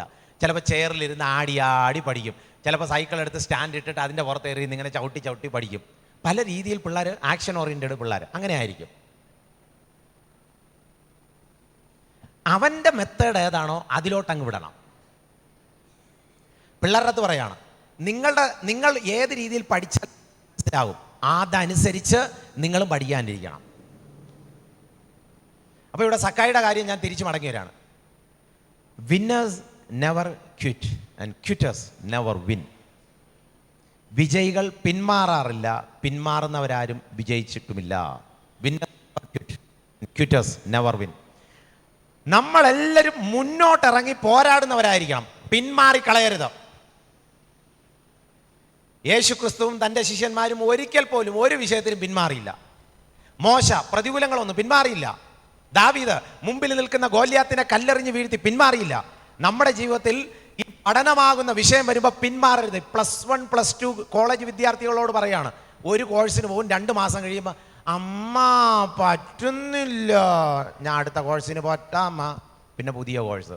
അവിടെ പോയി 2 വർഷം 1 വർഷം പഠിക്കും, എന്നിട്ട് പറയും എനിക്കിത് പറ്റുന്നില്ല മറ്റത്. ഏത് കട്ടിയുള്ള പാഠവും ഈസി ആയിട്ട് പഠിച്ചെടുക്കാം, ഒറ്റ കാര്യം ചെയ്താൽ മതി. എന്തെന്നറിയാമോ? എന്തെന്നറിയാമോ? ഇപ്പം ഇന്ന് ഇവിടെ ഫുഡ് ഉണ്ടെന്ന് അങ്ങ് ചിന്തിച്ചോ?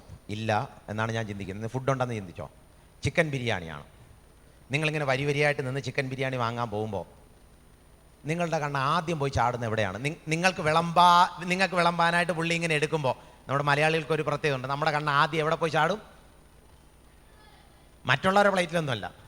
ഇത് കോരി ഇടുന്ന സമയത്ത് പാത്രത്തിൽ എന്തോ നോക്കുന്നത്? എത്ര പീസ് ഉണ്ടെന്ന് നോക്കും. ചിലപ്പോൾ ഒരുത്തന് നിറയെ അരിയും കിട്ടി, ഒരൊറ്റ പീസേ കിട്ടിയുള്ളൂ, ഒരു ചിക്കൻ്റെ ഒരു കാലേ കിട്ടിയുള്ളൂ. അപ്പോൾ അവൻ പറയും ഇട് 2 പീസ് കൂടെ. ഇനി അടുത്ത ചോദ്യം, ഈ ചോറ് ചവച്ചരച്ച് കഴിക്കാനാണോ എളുപ്പം, അതോ ഈ ചിക്കൻ കടിച്ചു പറിച്ച് കഴിക്കാനാണോ എളുപ്പം? ചോറ് അല്ലേ? പക്ഷെ നമുക്ക് ഇഷ്ടം ഏതാണ്? ചിക്കൻ. തീറ്റയുടെ കാര്യത്തിൽ മാത്രം കട്ടിയുള്ളത് ഭയങ്കര ഇഷ്ടം, പഠിക്കുന്ന കാര്യത്തിൽ കട്ടിയുള്ളത് വേണ്ട. എടാ അതെന്തോ ന്യായം? ഇന്ന് ഞാനിവിടെ നോക്കിയപ്പോൾ ഒരു വലിയ കേക്ക്, കണ്ണടച്ച് തുറന്നപ്പോൾ കേക്കില്ല, മറ്റേ ഇത് മാത്രം. ഏത്? കുറച്ച് പൊടി മാത്രം. ഞാനും അച്ഛനും ഇരുന്ന് ഇങ്ങനെ ചിന്തിച്ചു, എടാ നമുക്കൊരു കേക്ക്. ചുമ്മാ പറഞ്ഞാണ്. പിന്നെ നമുക്ക് ഇഷ്ടമുള്ളതുകൊണ്ടാണ് നമ്മളത് കഴിക്കുന്നത് അല്ലേ? അപ്പം കട്ടിയുള്ളത് നമ്മൾ ഭക്ഷണത്തിൻ്റെ കാര്യത്തിൽ നിറയെ കഴിക്കും. ഈ മെത്തേഡ് തന്നെ നിങ്ങൾ പഠിത്തത്തിൽ ഉപയോഗിച്ചാൽ മതി. ഏറ്റവും കട്ടിയുള്ളത് ആദ്യം പഠിച്ചു തീർക്കണം. കട്ടിയുള്ളത് വയ്ക്കരുത്, കട്ടിയുള്ളത് ആദ്യം പഠിച്ചു തീർക്കണം. മിക്കവാറും ഈ കട്ടിയുള്ളതിനകത്തുനിന്നുള്ള ചെറു ചോദ്യങ്ങളായിരിക്കും പിന്നീട് നിങ്ങൾക്ക് പിന്നാലെ വരുന്നത്. അത് പഠിച്ചില്ലെങ്കിലും കുഴപ്പമില്ല. 1 വേർഡ് ക്വസ്റ്റ്യൻ ഉള്ളതെല്ലാം ആൻസർ ഈ കട്ടിയുള്ളതെന്ന് കിട്ടി, പേടിക്കണ്ട. കട്ടിയുള്ളത് ആദ്യം പഠിക്കണം. സക്കായി മരത്തിലോട്ട് കയറി, വലിഞ്ഞങ്ങ് കയറി. പിന്നെ ഈ പൊളിച്ചാലേ വിജയം കിട്ടത്തുള്ളൂ.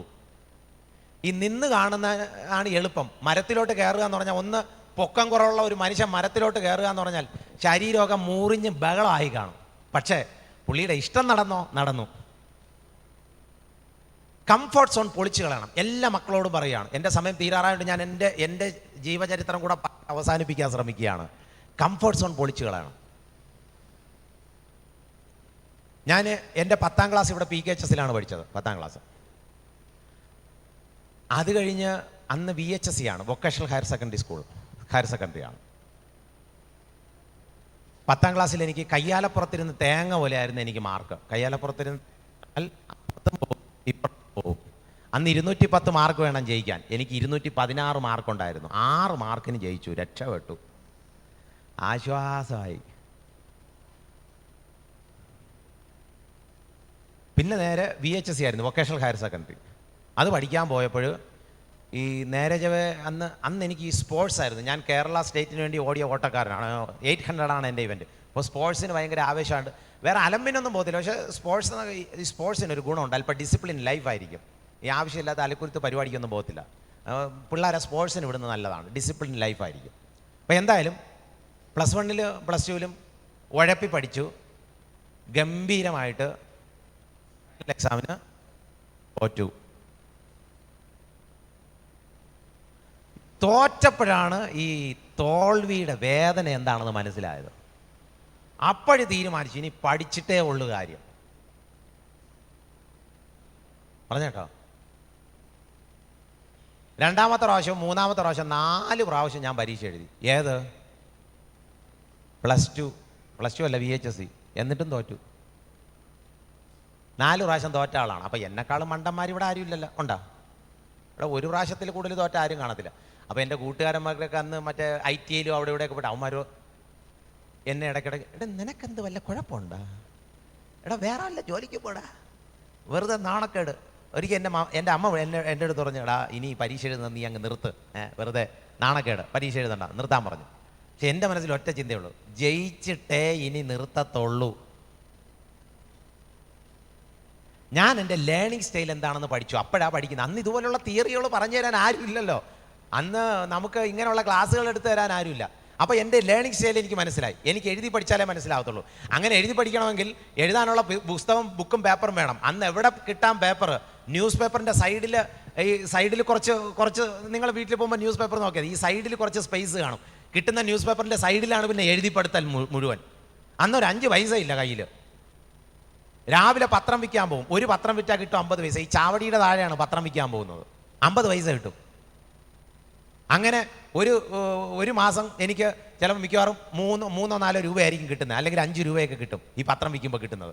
അതെല്ലാം കൂട്ടി വെച്ചിരുന്ന് ഈ ചാലയിൽ പോയി വലിയൊരു ബോർഡ് വാങ്ങിച്ച് എഴുതി പഠിക്കാൻ തുടങ്ങി. 5ാമത്തെ പ്രാവശ്യം പരീക്ഷ എഴുതാൻ പോയപ്പോൾ സാറിന് എനിക്ക് ഭയങ്കര വിഷമം. എന്നെ കണ്ടപ്പോൾ സാറ് പറഞ്ഞു, നിന്നെ എവിടെയോ കണ്ടിട്ടുണ്ടല്ലോ. ഞാൻ പറഞ്ഞു, പണ്ട് ഞാനിവിടെ പരീക്ഷ എഴുതാൻ വന്നിട്ടുണ്ട്. സാർ ഉടനെ വെള്ള പേപ്പർ എടുത്ത് പടപടപടന്ന് എഴുതി. ഞാൻ പറഞ്ഞു, സാറേ തോറ്റാലും ശരി കോപ്പി അടിക്കത്തില്ല. അപ്പോൾ സാറ് തോളിൽ തട്ടിയിട്ട് പറഞ്ഞു, മിക്കവാറും നീ ഇപ്രാവശ്യം ജയിക്കും. അങ്ങനെ 5ാമത്തെ പ്രാവശ്യം പരീക്ഷ എഴുതിയപ്പോൾ ജയിച്ചു. 5ാമത്തെ പ്രാവശ്യം പരീക്ഷ എഴുതിയപ്പോൾ ജയിച്ചു. അപ്പോഴാവേശമായി പഠിക്കണം. ഇതിനോടകം പല കുഞ്ഞു കുഞ്ഞു കോഴ്സുകൾ പഠിച്ചു. എന്നെ 2 വർഷം പോയി. അന്ന് സെപ്റ്റംബർ മാർച്ചാണ് പരീക്ഷ വരുന്നത്. സേ എക്സാം ഇല്ല. പക്ഷേ ഈ 2 മാസം പോയ 2 വർഷം കൊണ്ട് മറ്റു പല കുഞ്ഞു കോഴ്സുകളും പഠിച്ചു. ഇത് കഴിഞ്ഞ ഉടനെ ആവേശമായിരുന്നു പഠിക്കാൻ. ഡിഗ്രി പഠിച്ചു, സൈക്കോളജി ഡിഗ്രി പഠിച്ചു. സൈക്കോളജി പഠിച്ചതിന് ശേഷം പിന്നെ നേരെ ഓക്ലൻഡ് യൂണിവേഴ്സിറ്റിയിൽ എനിക്ക് സൈക്കോളജി പഠിക്കാനായിട്ട് ഞാൻ ആപ്ലിക്കേഷൻ ഇട്ടു. ഒരു ദിവസം 6-7 മണിക്കൂർ കുത്തിയിരുന്ന് ഇൻ്റർനെറ്റ് നോക്കുമായിരുന്നു. എൻ്റെ ആഗ്രഹം ഇതായിരുന്നു, പുറത്ത് പോയി പഠിക്കണം. പക്ഷെ അന്ന് ഇതുപോലെ ഗൈഡ് ചെയ്യാൻ ആരൊന്നുമില്ല. നേരെ ഗൂഗിളിൽ കയറിയിട്ട് അങ്ങ് ടൈപ്പ് ചെയ്ത് നമ്മുടെ ഇതനുസരിച്ച് സെർച്ച് ചെയ്യാൻ തുടങ്ങി. ഒരു ദിവസം 7-8 മണിക്കൂർ ഞാൻ ഇരുന്ന് സെർച്ച് ചെയ്തത് ഇന്ന് ഓർക്കുന്നുണ്ട്. ഒരു 4-5 മാസം എടുത്ത് ഈ ഓക്ലൻഡ് യൂണിവേഴ്സിറ്റിയെ പറഞ്ഞു തരാൻ ആരുമില്ലല്ലോ ഇങ്ങനെ ഒരു യൂണിവേഴ്സിറ്റി ഉള്ളതായിട്ട്. അന്ന് ജീവിതത്തിൽ ഫ്ലൈറ്റ് കയറിയിട്ടില്ല എന്ന് ഓർത്തോണം. അങ്ങനെ ഈ ഓക്ലൻഡ് യൂണിവേഴ്സിറ്റിയിൽ നിന്ന് അഡ്മിഷൻ കിട്ടി. നേരെ അവിടെ പോയി പഠിക്കാൻ പോയി. ശ്രദ്ധിച്ച് കേട്ടോണം, ഇന്ത്യയിൽ നിന്ന് ഞങ്ങൾ 3 പേരായിരുന്നു. ബാക്കി 2 പേരും വന്ന പാടെ തന്നെ ഇവന്മാർ പഠിക്കാൻ വന്നിട്ട് അടുത്ത പരിപാടി എന്നുള്ളത് ന്യൂസിലൻഡ് എന്ന് പറഞ്ഞാൽ beautiful country in the world, ലോകത്തിലെ ബ്യൂട്ടിഫുൾ ആയിട്ടുള്ള സ്ഥലമാണ്. ഇവന്മാർ പഠിക്കാൻ വന്നിട്ട് നാട് മുഴുവൻ കറക്കമാണ്. ഞാൻ പഠിക്കാൻ പോയിട്ട് അടുത്ത് ചെയ്തതെന്തെന്നറിയാമോ? ഒരു ഡിജിറ്റൽ റെക്കോർഡർ എടുത്ത് സായിപ്പ് മദാമയും ക്ലാസ് എടുക്കുമ്പോൾ അവരുടെ ഫ്രണ്ടിൽ അങ്ങ് വയ്ക്കും. എന്നിട്ട് ഇവർ പറയുന്നതും കേൾക്കും. സായിപ്പ് മദാമയുടെ ക്ലാസ് റെക്കോർഡ് ചെയ്ത് കേട്ടിട്ട് റൂമിൽ പോയിരുന്ന് ഇങ്ങനെ വീണ്ടും കേട്ട് പഠിക്കുമായിരുന്നു. ആകെ ഞാൻ അവിടെ പോയപ്പോൾ യാത്ര ചെയ്തത് എൻ്റെ ഇൻസ്റ്റിറ്റ്യൂട്ടിൽ പോവുക, തിരിച്ച് റൂം. വേറെ ഒരിടത്ത് ഞാൻ കണ്ടിട്ടേ ഇല്ല. ന്യൂസിലൻഡ് പിന്നെ ഞാൻ കാണാനേ പോയിട്ടില്ല. എന്ന് പറഞ്ഞാൽ ഞാൻ ഈ സ്ഥലം കാണാനല്ല പോയത്, പഠിക്കാനാണ് പോയത്. ഞാൻ മക്കളെ നിങ്ങളോട് പറയാണ്, സ്റ്റഡി വെൽ. നിങ്ങൾ പഠിക്കാൻ പോയാൽ നാട് കറങ്ങി നടക്കരുത്. അങ്ങനെ കറങ്ങിയാൽ പിന്നെ ജയിക്കത്തുമില്ല. ജീവിതകാലം മുഴുവൻ ഇങ്ങനെ കറങ്ങിക്കൊണ്ടിരിക്കാം ആവശ്യമില്ലാതെ. അവിടെ നിന്ന് പഠിച്ച് തിരിച്ചു വന്നപ്പോൾ ആവേശം കൂടി, ഇനിയും പഠിക്കണം. അങ്ങനെയാണ് ഞാൻ ഷിക്കാഗോ യൂണിവേഴ്സിറ്റിയിലോട്ട് അപ്ലൈ ചെയ്തത്. അവിടെ അപ്ലൈ ചെയ്തപ്പോൾ വരുന്നു ഷിക്കാഗോ യൂണിവേഴ്സിറ്റിയിൽ നിന്ന് കോൾ ലെറ്റർ. അവിടെ പഠിക്കാൻ പോയി. പഠിക്കുന്ന വിദ്യാർത്ഥികളോട് ഞാൻ പറയാണ്, നിങ്ങൾ പഠിക്കുമ്പോൾ നിങ്ങൾ പോലും ചെയ്യാത്ത കുറ്റത്തിന് ചിലപ്പോൾ നിങ്ങളെ വഴക്ക് പറയാരെങ്കിലും, പക്ഷേ അധ്യാപകരോട് കയറി ബഹളം ഉണ്ടാക്കരുത്. ഞാൻ അവിടെ പോയപ്പോൾ ഈ വെള്ളക്കാർക്ക് ഒരു സ്വഭാവമുണ്ട്. ഇന്ത്യക്കാരെയും ആഫ്രിക്കക്കാരെയും ഒരുപോലെയാണ് കാണുന്നത്. നമ്മൾ ചിന്തിക്കും വെള്ളക്കാർ നമ്മുടെ വെളുപ്പൊക്കെ കണ്ടിട്ട് ഇപ്പോൾ പിടിച്ചങ്ങ്, അങ്ങനെയൊന്നുമല്ല, തെറ്റിദ്ധാരണയാണ്. അതുകൊണ്ട് വെറുതെ ഇവിടെ നിന്ന് UK യിലും PK യിലും ഒന്നും പോയി കളയരുത്. പിള്ളേരോട് പറയുകയാണ്, ദൈവം അയക്കുകയാണെങ്കിൽ മാത്രമേ പോകാവൂ, അല്ലെങ്കിൽ ജീവിതം പാഴാണ്. ഇപ്പോഴേ പിള്ളേരുടെ ചിന്ത എന്നുള്ളത് അച്ഛനും വേണ്ട അമ്മയും വേണ്ട, ഞാൻ കാനഡയിൽ പോട്ടു. അപ്പം അമ്മയും അച്ഛനും അവർക്ക് ഞാൻ പൈസ അയച്ചു കൊടുക്കും. അവർക്ക് നമ്മുടെ പൈസയല്ല ആവശ്യം, ജീവിതാവസാനം വരെ അവരുടെ കൂടെ നിൽക്കുന്ന മക്കളെയാണ് ആവശ്യം. ഒരു ദിവസം ഞാൻ തിസീസൊക്കെ എഴുതിയിട്ട് എൻ്റെ അധ്യാപികയിൽ കൊടുത്തപ്പോൾ ഞങ്ങൾ 9 രാജ്യക്കാരാണ് ഈ കോഴ്സ് പഠിക്കുന്നത്. പുള്ളിക്കാരി എൻ്റെത് കണ്ട പാടനെ എടുത്ത് മുഖത്തോട്ടെറിഞ്ഞെങ്കിലും കുഴപ്പമില്ലായിരുന്നു, വലിച്ചു കീറി മുഖത്തോട്ടങ്ങ് തന്നു, റിജക്റ്റഡ് എന്ന് പറഞ്ഞിട്ട്. നിങ്ങൾ ഓർത്ത് നോക്കിയോണം, ഇത്രയും ഒരു സ്ഥലത്ത് പോയിട്ട് ഒരു ഇന്ത്യക്കാരനായി എന്നോട് ഇങ്ങനെ ചെയ്യുമ്പോൾ നമുക്ക് എന്തോ തോന്നും? മനസ്സിന് ഭയങ്കര വിഷമവും വല്ലതൊക്കെ പറയണമെന്ന് തോന്നും. അതാ ഞാൻ പറഞ്ഞത്, മിണ്ടരുത്, keep silent. When you keep silent God will speak for you. അതാണ് തിയറി, ശ്രദ്ധിച്ചോണം. ദേഷ്യം കയറി വരും വല്ലതൊക്കെ പറയാൻ, മിണ്ടരുത്. ഞാനൊന്നും മിണ്ടിയൊന്നുമില്ല. അപ്പോൾ എൻ്റെ കൂടെ പഠിച്ച കൊളംബിയക്കാരും 2 ഫിലിപ്പീൻസും അവരും ഒന്ന് പറഞ്ഞു, നമുക്ക് ഇൻസ്റ്റിറ്റ്യൂട്ടിനെതിരെ കേസ് കൊടുക്കണം, കേസ് കൊടുത്താൽ വംശഹത്യയ്ക്ക് വേണ്ടിയിട്ട് കേസ് കൊടുത്തു കഴിഞ്ഞാൽ പിന്നെ ബെൻസിക്കിന് $1 കണക്കിന് രൂപ കിട്ടും, ഈ യൂണിവേഴ്സിറ്റി അതിനുവേണ്ടി പെനാൽറ്റി അടയ്ക്കേണ്ടി വരും, ഈസിയാണ്. ഞാൻ പറഞ്ഞു എനിക്ക് പൈസയും വേണ്ട, ഒന്നും വേണ്ട, ഞാൻ ഈ കോളേജിനെതിരെ പോലും കേസ് കൊടുക്കാൻ പോകുന്നില്ല, ഞാൻ പഠിക്കും. ഞാൻ വന്നാൽ പഠിക്കാനായിട്ട് ചിലപ്പോൾ എന്തെങ്കിലും തെറ്റ് കാണാം, അതായിരിക്കും വലിച്ചു കീറി മുഖത്തെറിഞ്ഞ് തന്നത്. പിന്നെ എനിക്ക് മനസ്സിലായത് ഈ ടീച്ചർ പണ്ട് ഈ നീഗ്രോകളായ ചിലരോട് ഭയങ്കര വിഷമം ഉണ്ടായിരുന്നു. അതുകൊണ്ട് ഈ കറുത്ത വർഗ്ഗക്കാർ കാണുമ്പോൾ ഭയങ്കര വിഷമമാണ്, അവർ നമ്മളെ നീഗ്രോകളായിട്ടാണ് കാണുന്നത്. അതാ പിന്നെ മനസ്സിലായത്. പക്ഷെ ഞാൻ പിന്നെ ഒന്നും പറയാനൊന്നും പോയില്ല. പക്ഷേ ഞാനിത് പറഞ്ഞു വന്ന എന്തിനെന്നറിയാമോ? എല്ലാ മക്കളും ശ്രദ്ധിച്ച് കേട്ടോണം. നിങ്ങളെ ഏൽപ്പിച്ച ജോലി വിശ്വസ്തയോടെ ചെയ്താൽ ദൈവം ഒരു നാളിൽ നിങ്ങളെ ഉയർത്തും, ഒരു സംശയമില്ല. ചില വർഷങ്ങൾ കഴിഞ്ഞ് ഈ കൊറോണയ്ക്ക് തൊട്ട് മുൻപ് ഞാൻ പഠിച്ച അതേ ഷിക്കാഗോ യൂണിവേഴ്സിറ്റിയിൽ നിന്ന് എനിക്കൊരു കത്ത് വന്നു. Bensic, you are appointed as a visiting faculty of this university. ഈ യൂണിവേഴ്സിറ്റിയിലെ വിസിറ്റിംഗ് പ്രൊഫസറായിട്ട് താങ്കളെ ഞങ്ങൾ ക്ഷണിച്ചിരിക്കുന്നു, തിരഞ്ഞെടുത്തിരിക്കുന്നു. ഈ കാഞ്ഞിരംകുളം BKHS 10ാം ക്ലാസ് പഠിച്ച 5 പ്രാവശ്യം മറ്റേ +2 തോറ്റ ഞാൻ ഷിക്കാഗോ യൂണിവേഴ്സിറ്റിയിൽ ആഴ്ചയിൽ 2 ആഴ്ച ക്ലാസ് എടുക്കാൻ പോകണം. ഇന്ത്യയിൽ നിന്ന് ഇവിടെ എന്നെ അവർ ക്ഷണിച്ചിരിക്കുകയാണ്. ഒരൊറ്റ കാരണമേ ഉള്ളൂ. അവരതിൻ്റെ റീസൺ എഴുതിയത്, just because we understood your obedience and the character. താങ്കളുടെ സ്വഭാവം ഞങ്ങൾക്ക് മനസ്സിലായി. ഇൻസ്റ്റിറ്റ്യൂട്ടിൽ വന്നിട്ട് ഒരു ബഹളം ഉണ്ടാക്കിയില്ലെന്ന് മാത്രമല്ല, ന്യായമായി പ്രശ്നം ഉണ്ടാക്കാമായിരുന്ന സാഹചര്യത്തിൽ നല്ല രീതിയിൽ പെരുമാറി. താങ്കളുടെ പെരുമാറ്റത്തിന് ഞങ്ങൾ അവാർഡ് തരികയാണ്. എല്ലാ വർഷവും വന്ന് ക്ലാസ് എടുത്തിട്ട് പോകണം. ഞാനിപ്പോൾ ഏപ്രിലിൽ അങ്ങോട്ട് പോകണം. ഞാൻ മിണ്ടാതെ കയറി ഇരുന്നാൽ മതി ഫ്ലൈറ്റിൽ. ഇവരാണ് എൻ്റെ എല്ലാ ചിലവും. ഒരു പ്രാവശ്യം പോയി വരാൻ 3-4 ലക്ഷം രൂപ ചിലവാകും. പിന്നെ അവിടെ 1 മാസം കറങ്ങുകയും ചെയ്യാം. അന്ന് കറങ്ങാൻ പോകാത്തതുകൊണ്ട് എനിക്കിപ്പോൾ പലയിടത്ത് കറങ്ങേണ്ടി വരികയാണ്. ഇനിയിപ്പോൾ ഈ അടുത്ത മാസം കുവൈറ്റിലും ബഹ്റിലും ഞാൻ പോകണം ഇതുപോലെ ക്ലാസ്സുകൾ എടുക്കാൻ. ഒറ്റ കാരണമേ ഉള്ളൂ, നിങ്ങൾ പഠിക്കേണ്ട സമയത്ത് വേറെ ഒന്നും കാണിക്കരുത്. അധ്യാപകർക്ക് വഴക്കുണ്ടാക്കാൻ പോരുത്, കോളേജിൽ സമരം ഉണ്ടാക്കാൻ പോരുത്, കാണുന്ന പെൺപിള്ളാരുടെയും ആൺപിള്ളാരുടെയും വണ്ടിയുടെ ബാക്കിലൊന്നും ഇരുന്ന് ജീവിതം പാഴാക്കരുത്. Study study study, that is a best way. നല്ലവണ്ണം പഠിക്കുക. അതിൻ്റെ ഗുണം എന്താണെന്നറിയാമോ? ഭാവിയിൽ നിങ്ങൾ ദൈവം എത്തിക്കേണ്ടടുത്ത് എത്തിക്കും, ഒരു സംശയമില്ല. അതുകൊണ്ട് മക്കളെ, ഞാൻ എൻ്റെ ജീവിതം വെച്ച് നിങ്ങളോട് പറയുകയാണ്, there is no shortcut for success. സക്സസിന് ഷോർട്ട് കട്ട് ഒന്നുമില്ല. ഞാൻ 10ാം ക്ലാസ് പഠിച്ചപ്പോൾ എടുത്ത ഒരു തീരുമാനം, ഞാൻ കാരണം എൻ്റെ അമ്മ കരയാൻ പാടില്ല. അതിന്നും പാലിക്കുന്നുണ്ട്. അച്ഛനമ്മമാർ നമ്മൾ കാരണം കരഞ്ഞാൽ ഉണ്ടല്ലോ, മക്കളെ നിങ്ങൾ എത്ര നല്ല ബുദ്ധിയുള്ളവരായിരുന്നാലും നിനക്ക് നന്മയുണ്ടാകാനും ദീർഘായുസ് ഉണ്ടാകാനും മാതാപിതാക്കന്മാരെ ബഹുമാനിക്കുക. ബഹുമാനിച്ചില്ലേ നന്മയും ദീർഘായുസും വരത്തില്ല, താഴോട്ട് പോകും. അപ്പോൾ ഞാൻ എൻ്റെ സന്ദേശം ഇവിടെ ചുരുക്കി അവസാനിപ്പിക്കുകയാണ്. ഞാൻ പറഞ്ഞു വരുന്നതിൻ്റെ ആശയം എന്നുള്ളത്, നല്ലവണ്ണം പഠിക്കുക. ഞാൻ കഴിഞ്ഞ ചില വർഷങ്ങൾക്ക് മുമ്പ് ഇവിടെ നമ്മുടെ KNMS കാഞ്ഞിരംകുളം കോളേജിൽ എന്നെ ഒരു ഉദ്ഘാടനത്തിന് ക്ഷണിച്ചു. ഞാനപ്പോൾ അവിടെ പോയപ്പോൾ ഞാൻ മൈക്കെടുത്തിട്ട് പറഞ്ഞു, ഇതെൻ്റെ 2ാമത്തെ പ്രാവശ്യമാണ് ഞാൻ ഈ കോളേജിൽ വരുന്നത്. 1ാമത്തെ പ്രാവശ്യം ഞാൻ ഈ കോളേജിൽ വന്നത് പ്രീ ഡിഗ്രിക്ക് എനിക്ക് അഡ്മിഷൻ കിട്ടാനായിട്ട് ആപ്ലിക്കേഷൻ ഇടാനാണ്. പക്ഷേ 216 മാർക്കുണ്ടെന്നുള്ള കാരണത്താൽ എനിക്ക് ഈ കോളേജിൽ അഡ്മിഷൻ കിട്ടിയില്ല. അങ്ങനെ മാർക്കില്ലാത്ത കാരണത്താൽ അഡ്മിഷൻ കിട്ടാത്ത ഞാൻ ഇന്ന് നിങ്ങളുടെ മുൻപിൽ ഈ ഉദ്ഘാടനത്തിന് വന്ന് നിങ്ങൾ എന്നെ ചീഫ് ഗസ്റ്റായിട്ട് ക്ഷണിക്കാനുള്ള ഏക കാരണം, ഞാൻ ഏറ്റെടുത്ത കാര്യങ്ങൾ പിന്മാറാതെ പഠിച്ചതുകൊണ്ടാണ്. അപ്പോൾ ഞാൻ നിങ്ങളോട് എനിക്ക് ഇത്രയേ പറയാനുള്ളൂ. വളർന്നു വരുമ്പോൾ മക്കളെ നല്ലവണ്ണം പഠിക്കണം, നിങ്ങളുടെ മാതാപിതാക്കന്മാരെ നല്ലവണ്ണം സ്നേഹിക്കണം, ഗുരുക്കന്മാരെ നല്ലവണ്ണം സ്നേഹിക്കുക, പരീക്ഷകളിൽ നല്ലവണ്ണം തയ്യാറെടുപ്പ് എടുക്കുക. പരീക്ഷയ്ക്ക് വേണ്ടിയിട്ട് പരീക്ഷയ്ക്കിടയ്ക്ക് ഈ കോപ്പി അടിച്ചൊന്നും ജയിക്കാമെന്ന് ചിന്തിക്കരുത്. തോറ്റാലും കുഴപ്പമില്ല, കോപ്പി അടിക്കരുത്, ദൈവത്തെ കളിയാക്കരുത് കേട്ടോ. ഈ തുണ്ടൊക്കെ വെച്ച് ആ പരിപാടികളെല്ലാം നിർത്തിക്കളയണം, അതൊക്കെ പണ്ടായിരുന്നു. ഇനി അങ്ങനെയൊന്നും ചെയ്യരുത്. ഇപ്പോഴങ്ങനത്തെ പരിപാടി ഉണ്ടോ? മിണ്ടായി, എനിക്കറിയാം, ഉടനെ ചാടിക്കറിയില്ല എന്ന്. അപ്പോൾ അങ്ങനെയൊന്നും ചെയ്ത് കളയരുത്. ഈ ഷോർട്ട് കട്ടിലൂടെ ജയിക്കാനായിട്ട് ശ്രമിക്കരുത്. നിങ്ങൾ നല്ലവണ്ണം പഠിക്കുക, ജയിക്കുക. സമൂഹത്തിന് എന്തെങ്കിലും നല്ല ചെയ്യണം. പ്രത്യേകിച്ചും നിങ്ങൾ ഉൾപ്പെട്ട് നിൽക്കുന്ന ചർച്ചിൽ, മക്കളെ നിങ്ങളുടെ ചർച്ചിൽ നിങ്ങൾ അഭിമാനങ്ങളായിത്തീരണം. നിങ്ങളുടെ ഈ ദേശത്ത് നിങ്ങൾ അഭിമാനങ്ങളായിത്തീരണം. വരുംകാലങ്ങളിൽ നിങ്ങൾ നിങ്ങളുടെ സമൂഹത്തിനും മാതാപിതാക്കന്മാർക്കും അഭിമാനമായി തീരാൻ ദൈവം സഹായിക്കട്ടെ. എന്തെങ്കിലും ചോദ്യമുണ്ടെങ്കിൽ you have a question. If you have any question just shoot. നിങ്ങൾക്ക് എന്തെങ്കിലും ചോദ്യം ഉണ്ടെങ്കിൽ ചോദിക്കാം. അതിനുള്ള ഉത്തരം എന്തെങ്കിലും അറിയാവുന്നതാണെങ്കിൽ ഞാൻ പറഞ്ഞു തരുന്നതാണ്. യെസ്, എന്ത് ചോദ്യമുണ്ട്? ചോദ്യം ചോദിക്കാനല്ലല്ലോ. ഇനി അവിടെ മിണ്ടാതെ വെള്ളം കുടിക്കണോ? പൊയ്ക്കോ.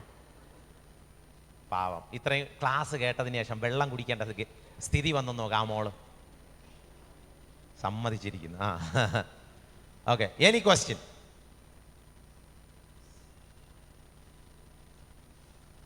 പരീക്ഷ ദിവസങ്ങളിൽ മാതാപിതാക്കന്മാരെ നിങ്ങളുടെ മക്കളെ നല്ലവണ്ണം ഉറക്കണം. അത് പ്രത്യേകം ശ്രദ്ധിച്ചോണം. ഈ പരീക്ഷ സമയത്താണ് ഉള്ള ഉറക്കം കളയുന്നത്, ചെയ്യരുത്. നല്ലവണ്ണം ഉറക്കണം. പിന്നെ നല്ല പിള്ളേർ ചോദിക്കുന്ന ഫുഡ് വാങ്ങിച്ചു കൊടുക്കണം. പരീക്ഷ കഴിഞ്ഞിട്ട് കഞ്ഞിയും പയറും മതി. മനസ്സിലായല്ലോ? പരീക്ഷ കഴിഞ്ഞിട്ട് ഫുള്ള് കഞ്ഞിയും പയറും, അതുവരെ നല്ല ഭക്ഷണം.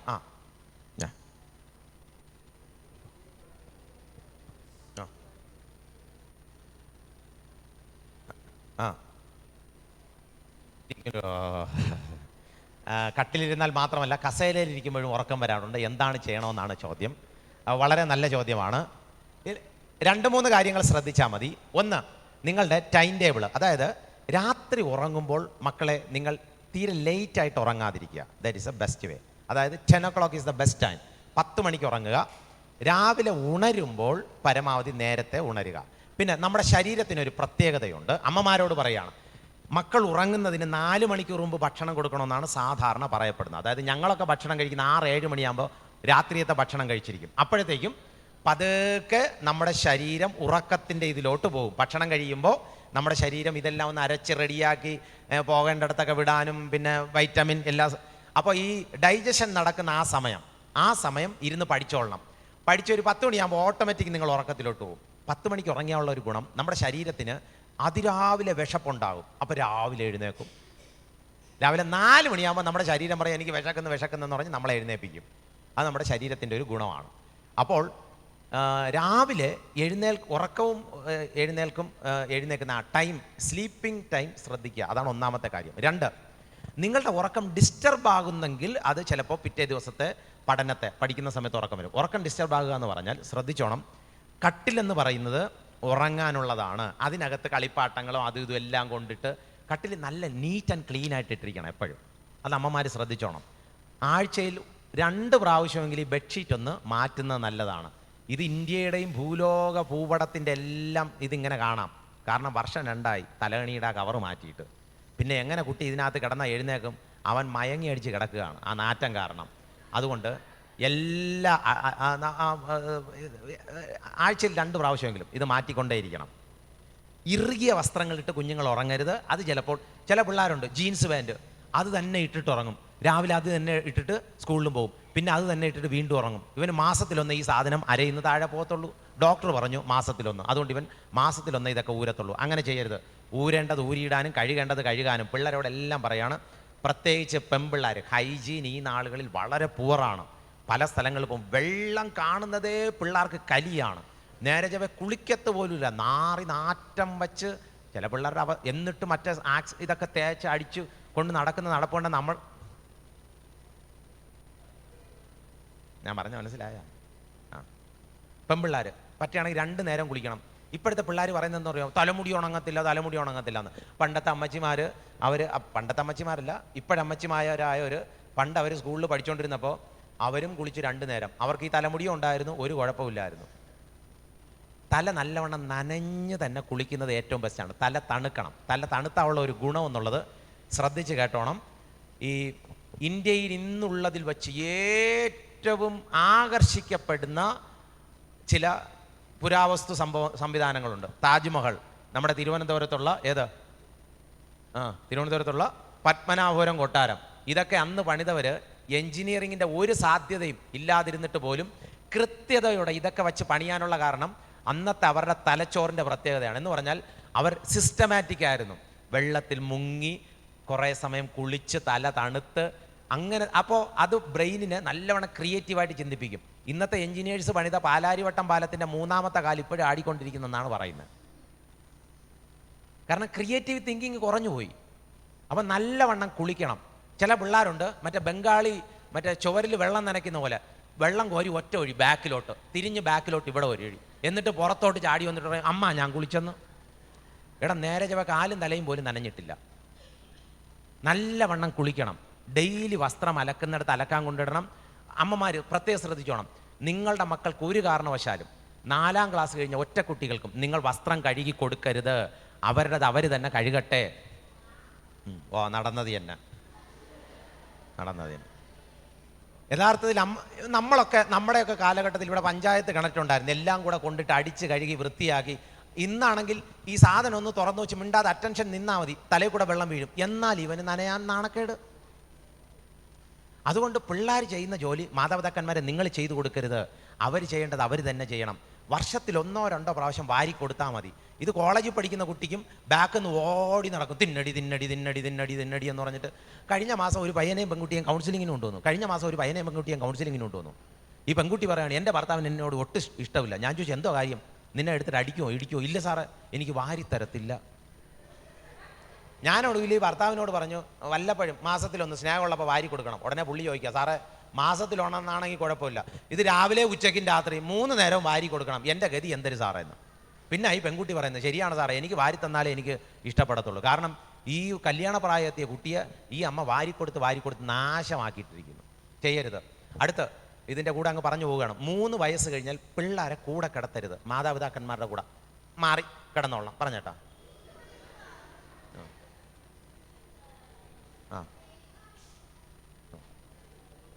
മാതാപിതാക്കന്മാർ ശ്രദ്ധിച്ചോണം. പിള്ളേരെ പിടിച്ച് കൂടെ കിടത്തരുത്. ശരിയല്ലാതെ. പിള്ളേർ ഭയങ്കര ഒബ്സർവേഴ്സാണ്. മനസ്സിലായല്ലോ എന്തോ അർത്ഥമെന്ന്? ഭയങ്കര ഒബ്സർവേഴ്സാണ്. ഇവർ നഴ്സറി പോയിട്ട് ടീച്ചർ അവിടെ കഥ പറയുമ്പോൾ ഇവൻ ഇന്നലെ കണ്ട കഥകളെല്ലാം അവിടെ പറഞ്ഞു കൊടുക്കും. എന്നിട്ട് അവസാനം അവൻ ഒരു അടിക്കുറിപ്പ് കൂടെ പറയും, ക്യാമറാമാൻ സതീഷിനൊപ്പം രമേശ് എന്ന് പറഞ്ഞിട്ട്. ഞങ്ങളുടെ എത്ര കേസെന്നറിയാമോ കൗൺസിലിങ്ങിന് വരുന്ന കൊച്ചു പിള്ളേർ മോശമായി ബിഹേവ് ചെയ്തെന്ന് പറഞ്ഞിട്ട് പിള്ളേരെ ഈ അച്ഛനമ്മമാരെ എടുത്തിട്ട് അടിച്ചു. ഇവനെയും കൊണ്ട് ഞങ്ങളുടെ അടുത്ത് കൗൺസിലിങ്ങിന് വരിക. ഇവൻ പറഞ്ഞു സാറേ എൻ്റെ അച്ഛനും അമ്മയും സ്നേഹം പങ്കിടുന്ന രീതി ഞാൻ കണ്ടു, ഞാൻ ആ രീതി ഈ നഴ്സറിയിൽ അവലംബിച്ചു, അത്രയേ ഉള്ളൂ. അവനറിയാമോ ഇതെന്തോ സംഭവമെന്ന്? ഇതെല്ലാം പഠിച്ചത് ഈ വീട്ടിൽ നിന്നാണ്. അച്ഛനമ്മമാർ ദയവായിട്ട് നിങ്ങളുടെ മക്കളെ 3 വയസ്സ് കഴിഞ്ഞാൽ കൂടെ കിടത്തരുത്. കുട്ടികൾ ഇരുട്ടിനെ നേരിടാൻ പഠിക്കട്ടെ. 2, രാത്രി എഴുന്നേറ്റ് ബാത്റൂമിൽ പോകണമെങ്കിൽ അതിന് പഠിക്കണം, അതിന് ഏബിളാകണം. അതുകൊണ്ട് 3 വയസ്സ് കഴിഞ്ഞാൽ കൂടെ കിടത്തരുത്. 32 വയസ്സുള്ള ഒരു പയ്യനെ ഞങ്ങളുടെ പ്രീമാരിറ്റൽ കൗൺസിലിംഗ് കൊണ്ടുവന്നപ്പോൾ അച്ഛനമ്മയും മോനെയും കൊണ്ട് കൗൺസിലിങ്ങിന് വരിക. ഈ അച്ഛൻ പറഞ്ഞു സാറേ ഇവനൊരു പ്രശ്നമുണ്ട്, കല്യാണമൊക്കെ കഴിക്കാൻ ഇഷ്ടമാണ്, പക്ഷേ ഒരു പ്രശ്നമുണ്ട്. അപ്പോൾ ഈ അമ്മയും കൂടെ ഇരിക്കുന്നുണ്ട്. അപ്പോൾ ഈ പയ്യൻ പറഞ്ഞു എനിക്ക് ഒറ്റ കണ്ടീഷനേ ഉള്ളൂ, ഞാൻ കല്യാണം വേണമെങ്കിൽ കഴിക്കാം, കുഴപ്പമൊന്നുമില്ല, പക്ഷേ അച്ഛൻ്റെ അമ്മയുടെയും കൂടെ ഞാൻ കിടക്കത്തുള്ളൂ. ഇത് പറഞ്ഞ പാടെ തന്നെ ഈ അച്ഛൻ്റെ മുഖമൊക്കെ അങ്ങ് മാറി. അതായത് ഈ പയ്യൻ്റെ അച്ഛൻ ഉടനെ ഈ അമ്മയെ നോക്കിയിട്ട് പറയണം ഇവൾ ഒരൊറ്റ ഒരുത്തിയാണ് സാറേ കാരണമെന്ന്. ഈ അച്ഛൻ്റെ ആ ഉത്തരത്തിൻ്റെ പിന്നിൽ എന്തെല്ലാം ദുഃഖങ്ങളുണ്ടായിരിക്കുമെന്ന് കല്യാണം കഴിഞ്ഞവരെന്ന് ഓർത്തോണം. ഭയങ്കര പുള്ളി ആകെ വിഷമിച്ചു. പിന്നെ ഈ അമ്മയുടെ അടുത്ത് ചോദിച്ചപ്പോൾ അമ്മ പറയുകയാണ് അതെ പിന്നെ കല്യാണം കഴിഞ്ഞപ്പോൾ ഞങ്ങളുടെ 2 നടുക്കുവേം കിടക്കാൻ തുടങ്ങിയാണ്. കഴിഞ്ഞ 32 വർഷമായിട്ട്. മാതാപിതാക്കന്മാരോട് പറയണം ദയവായിട്ട് പിള്ളേരെ വഷളാക്കരുത്. നിങ്ങളുടെ സ്നേഹം കാണിക്കണം, കുഴപ്പമൊന്നുമില്ല, ഇടയ്ക്ക് ഉമ്മ കൊടുക്കണം, ഇടയ്ക്ക് വാരി കൊടുക്കണം, കാര്യമൊക്കെ ശരിയാണ്. പക്ഷേ കുട്ടികളെ നല്ല ട്രെയിൻഡ് ആയിട്ട് വളർത്തണം. Let them see the problem, let them face the problem. പ്രശ്നങ്ങൾ നേരിടാൻ പഠിക്കട്ടെ, ഇരുട്ടിനെ നേരിടാൻ പഠിക്കട്ടെ, സ്വന്തം കാലിൽ നിൽക്കാൻ പഠിക്കട്ടെ. തൊട്ടേനും പിടിച്ചതിനും കൊച്ചുകുട്ടിയാണെന്ന് പറഞ്ഞ് നിങ്ങൾ ഇത് ചെയ്യരുത്. കുട്ടികൾ ഇരുട്ടിനെ നേരിടാനും തറയിൽ കിടക്കാനും ഒക്കെ പഠിക്കട്ടെ. കുട്ടികൾക്ക് നല്ല ട്രെയിനിങ് കൊടുക്കണം. വിദ്യാഭ്യാസം മാത്രം പോരാ, ജീവിത നിപുണതകളും കുട്ടികളെ പഠിപ്പിച്ചെടുക്കണം. എങ്കിൽ മാത്രമേ കുട്ടികൾ നല്ല രീതിയിൽ വളരത്തുള്ളൂ. Okay, thank you. നല്ല ക്വസ്റ്റ്യൻ ആയിരുന്നു. അവിടെ നിന്നാണ് ഇതെല്ലാം പോയത്. Very good question. വേറെ എന്തെങ്കിലും ചോദ്യം? ചോദ്യം എന്തെങ്കിലും ഉണ്ടെങ്കിൽ ചോദിക്കാം.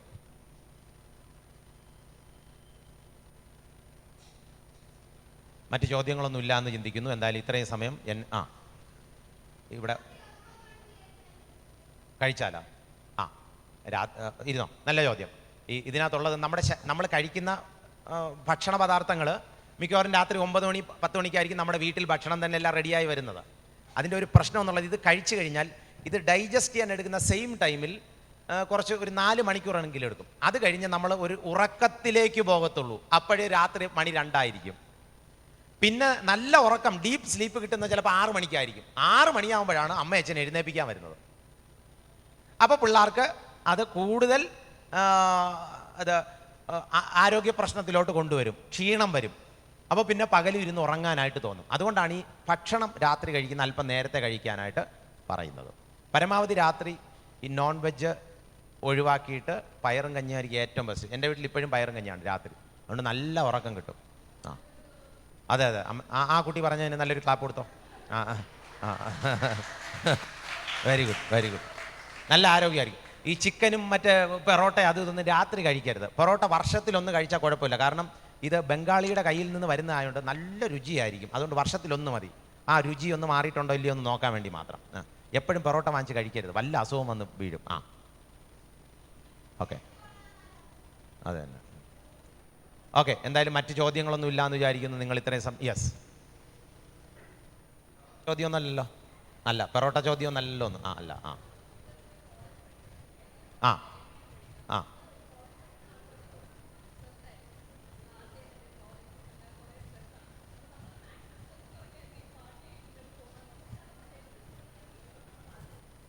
ഓക്കെ, നല്ലൊരു ചോദ്യമാണ്. സ്ട്രെസ് കുറയ്ക്കാൻ എന്ത് ചെയ്യണം? സ്ട്രെസ് ഉണ്ടാകുന്നതിൻ്റെ പ്രധാനപ്പെട്ട കാരണം എന്നുള്ളത് മിക്കവാറും ഈ ശരിയായ ടൈം ടേബിൾ സൂക്ഷിക്കുക എന്നുള്ളതാണ്. എനിക്ക് ഇന്ന ദിവസമാണ് പ്രോജക്റ്റ് കൊടുക്കേണ്ടത്, അതിൻ്റെ ടൈം ടേബിൾ അപ്പോഴ് തന്നെ എഴുതി വെച്ച്, റൂമിൽ എഴുതി വെച്ച്, ഇന്ന ദിവസം കൊടുക്കണമെങ്കിൽ എന്നാണ് എഴുതി തീർക്കേണ്ടത്, അത് എഴുതി തീർക്കണമെങ്കിൽ എന്നാണ് തുടങ്ങേണ്ടത്, അതിൻ്റെ ടൈം സ്പാൻ എന്ന് പറയും, ടൈം ടേബിൾ കൃത്യം എഴുതി വയ്ക്കുക. അപ്പോൾ അതാണ് ഒരു മാർഗം സ്ട്രെസ് കുറയ്ക്കാൻ. സ്ട്രെസ് എന്ന് പറഞ്ഞാൽ സമ്മർദ്ദം കുറയ്ക്കാനുള്ള ഒരു മാർഗം അതാണ്. സമ്മർദ്ദം 2 രീതിയിലുണ്ട്. യൂസ്ട്രെസ്സും ഡിസ്ട്രെസ്സും എന്ന് പറയും. ഡിസ്ട്രെസ് എന്ന് പറഞ്ഞാൽ നെഗറ്റീവ് സ്ട്രെസ്സാണ്, യൂസ്ട്രെസ് എന്ന് പറഞ്ഞാൽ പോസിറ്റീവാണ്. പെട്ടെന്ന് നിങ്ങളെ വിളിച്ചിട്ട് മൈക്ക് തന്നിട്ട് ഒരു പാട്ട് പാടാൻ പറയാണ്, നിങ്ങൾക്ക് പോസിറ്റീവ് സ്ട്രെസ്സാണ് ഉണ്ടാകുന്നത്, നല്ലവണ്ണം പാടണമല്ലോ എന്ന്. പക്ഷേ നമ്മുടെ തന്നെ കുഴപ്പം കാരണം ഉണ്ടാകുന്ന സ്ട്രെസ്സുകളാണ് ഡിസ്ട്രെസ് എന്ന് പറഞ്ഞിട്ട്. അത് നെഗറ്റീവ് ഇമ്പാക്റ്റാണ് ഉണ്ടാകുന്നത്. അതിലൊന്നാണിത്. കാരണം ഞാൻ കൃത്യസമയത്തിന് സമയം പാലിക്കാതെ അവസാന നിമിഷമായപ്പോഴാണ് ഇതിനെക്കുറിച്ച് ഓർത്തത്. പിന്നെ നമ്മൾ കിടന്ന് ബുദ്ധിമുട്ടും. അതാണ് ഡിസ്ട്രെസ്. അതാണ് മിക്കവാറും ഈ കോളേജ് വിദ്യാർത്ഥികൾക്ക് ഉണ്ടാകുന്ന ഒരു സ്ട്രെസ്. അപ്പോൾ 1, ടൈം ടേബിൾ ശരിയാണോ നോക്കുക. 2, സ്ട്രെസ് ഉണ്ടാകാൻ ടൈം ടേബിളൊക്കെ ശരിയായിട്ട് നടക്കുന്നുവെങ്കിലും ചിലപ്പം ചില പിള്ളേർക്ക് സ്ട്രെസ് ഉണ്ടാകാം. അത് ശാരീരിക പ്രശ്നങ്ങൾ കൊണ്ടാണോ എന്ന് നോക്കണം. പെൺകുട്ടികൾക്കാണെങ്കിൽ PCOD പോലുള്ളത്, പീരീഡ്സ് സംബന്ധമായ കാര്യങ്ങൾ റെഗുലർ ആണോ എന്ന് പരിശോധിക്കേണ്ടി വരും. ആൺകുട്ടികൾക്കും പെൺകുട്ടികൾക്കും തൈറോയിഡ് സംബന്ധമായ എന്തെങ്കിലും ചേഞ്ചസ് ഉണ്ടായാലും അനാവശ്യ സ്ട്രെസ് ഉണ്ടാകാനുള്ള സാധ്യതയുണ്ട്. നോർമലി സ്ട്രെസ് മാറ്റാനുള്ള ഏറ്റവും നല്ല മാർഗം എന്നുള്ളത്, അരമണിക്കൂർ പഠിച്ചതിന് ശേഷം നേരെ എഴുന്നേറ്റ് നമ്മുടെ വാഷ് ബേസിനിൽ കുനിഞ്ഞ് നിന്നിട്ട്, വെള്ളം തുറന്ന് കുനിഞ്ഞ് നിന്നിട്ട്, നുവരരുത്, കുനിഞ്ഞ് നിന്നിട്ട് തന്നെ മുഖത്തേക്ക് വെള്ളം ഒഴിച്ച്, കണ്ണ് തുറന്ന് വെച്ച് മുഖത്തേക്ക് വെള്ളം ഒഴിക്കുക, കുറച്ച് 2-3 മിനിറ്റ്, എന്നിട്ട് നിവർന്ന് നിന്ന് നല്ലവണ്ണം ശ്വാസം വിടുക, വീണ്ടും അത് ചെയ്യുക. അതാണ് വൺ ഓഫ് ദ ബെസ്റ്റ് മാർഗം എന്നുള്ളത്. രണ്ടാമത്തെ ഓപ്ഷൻ എന്നുള്ളത് ചിലപ്പോൾ അതിൽ നിൽക്കുന്നില്ല എങ്കിൽ, രണ്ടാമത്തെ ഓപ്ഷൻ എന്നുള്ളത്, നിങ്ങൾ സ്ട്രെസ്സിന് കാരണമായ കാര്യം എന്താണെന്ന് കണ്ടെത്തി അതിനുള്ള പരിഹാരത്തിലോട്ട് ചിലപ്പോൾ പോകേണ്ടി വരും. ചിലപ്പോൾ ഒരു കാരണമില്ലാതെ സ്ട്രെസ് ഉണ്ടാകാം. അത് ചിലപ്പോൾ മാനസികമായിട്ട് എന്തെങ്കിലും, നമുക്ക് എന്തെങ്കിലും ഒരു കാരണമില്ല, പക്ഷെ ഭയങ്കര പേടി. ഇതെന്തോ കാരണമെന്ന് അറിയത്തില്ല, പേടിക്കാനുള്ള കാരണമൊന്നും വന്നില്ല, പക്ഷെ ഭയങ്കര നെഞ്ചെടുപ്പ്, ഭയങ്കര പേടി. അതൊക്കെ ചിലപ്പം കൗൺസിലിങ്ങിന് വിധേയമായാൽ ഏതെങ്കിലും 2ാം ക്ലാസ്സിലോ 3ാം ക്ലാസ്സിലോ ടീനേജ് പ്രായത്തിൽ നേരിട്ട എന്തെങ്കിലും ഒരു പ്രശ്നം ഇതുമായിട്ട് കണക്റ്റഡ് ആയിരിക്കും. അതും ചിലപ്പോൾ സ്ട്രെസ്സിലോട്ട് കൊണ്ടുപോകാം. അപ്പോൾ എന്താണ് കാരണമെന്ന് കണ്ടെത്തുക എന്നുള്ളതാണ് ഏറ്റവും നല്ല മാർഗം. നല്ല ക്വസ്റ്റ്യൻ ആയിരുന്നു, ഗുഡ്. ചില ചോദ്യങ്ങൾക്ക് ചിലപ്പോൾ നിങ്ങൾക്ക് പബ്ലിക്കായിട്ട് ഉത്തരം പറയാൻ ചോദ്യം ചോദിക്കാൻ പറ്റിയെന്ന് വരത്തില്ല. ഇങ്ങനെ ഒരു സാഹചര്യത്തിൽ എല്ലാവരും ബന്ധുക്കളും പിന്നെ അച്ഛനും അമ്മയും കൊച്ചമ്മയൊക്കെ എല്ലാവരും ഒക്കെ ഉള്ളതുകൊണ്ട്. അതുകൊണ്ട് ഡോണ്ട് വറി, നിങ്ങൾക്ക് എന്തെങ്കിലും ചോദ്യമുണ്ടെങ്കിൽ നിങ്ങൾ എന്നെ വിളിച്ച് ചോദിച്ചാൽ മതി. നമ്പർ ഞാൻ തരാം, എഴുതി വെച്ചോളണം. ഇതുപോലുള്ള ചോദ്യങ്ങൾക്കുള്ള ഉത്തരവും അതുപോലെ തന്നെ കൗൺസിലിംഗ് സംബന്ധമായ ധാരാളം വീഡിയോസും നമ്മുടെ യൂട്യൂബ് ചാനലിൽ അവൈലബിൾ ആണ്. എൻ്റെ പേര് അടിച്ചു കൊടുത്താൽ മതി, ബെൻസിക് മിരാൻഡ എന്ന്. അതിൽ ഫാമിലി ഫസ്റ്റ് എന്ന ചാനൽ ഈ പറയുന്ന എല്ലാ ഇതും ഉള്ളത്. അത് വേണമെങ്കിൽ നിങ്ങൾക്ക് ഉപയോഗിക്കാം. നമ്പർ എഴുതിയെടുത്തോ, 9895 9895. നമ്പർ എഴുതുമ്പോൾ ആദ്യം പേരെഴുതണം. എന്തോ പേര്? ബെൻസിക് മിരാൻഡ. പേരെഴുതി വെച്ചിട്ട് വേണം നമ്പർ എഴുതാൻ.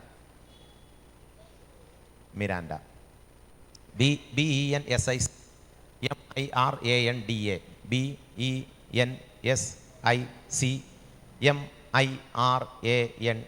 MIRANDA, മിരാൻഡ. 9895 710 910 9895 9895 710 710 910 910 9895 710 910. പേരെഴുതി വച്ചിട്ട് വേണം നമ്പർ എഴുതാൻ. കഴിഞ്ഞ ആഴ്ച വേറൊരിടത്ത് ഞാൻ ക്ലാസ് എടുക്കാൻ പോയി, നമ്പർ മാത്രം എഴുതി വെച്ചു. ഒരു രാത്രിയായപ്പോൾ ഒരു ഫോണ്, ഡേയ് നാളെ ഗ്യാസ് കൊണ്ടുവരുമല്ല.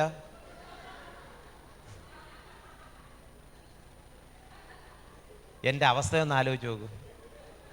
ഞാൻ പറഞ്ഞു ഞാൻ ഗ്യാസുമായിട്ടൊരു ബന്ധമില്ല, അല്ലെങ്കിൽ എനിക്കറിയാം നീ അങ്ങനെ പറയത്തുള്ളൂ, നാളെ ഗ്യാസ് കൊണ്ടുവന്നില്ലെങ്കിലോ സ്വഭാവം മാറുമെന്ന്.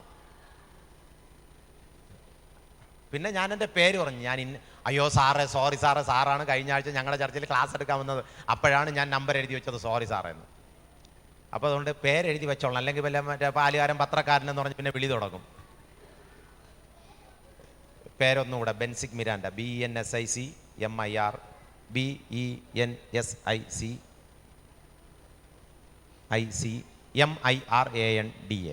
അപ്പോൾ ഇത് നിങ്ങൾ യൂട്യൂബിൽ അടിച്ചു കൊടുത്തു കഴിഞ്ഞാൽ ഈ പേരിൽ ധാരാളം വീഡിയോസ് കാണാം. അതിൽ ഫാമിലി ഫസ്റ്റ് എന്നുള്ള ചാനലാണ് നമ്മുടെ ചാനൽ. ധാരാളം ഇതുപോലുള്ള വീഡിയോസ്, ക്ലാസ്സുകളൊക്കെ അതിനകത്ത് കാണാനായിട്ട് സാധിക്കും. Thank you.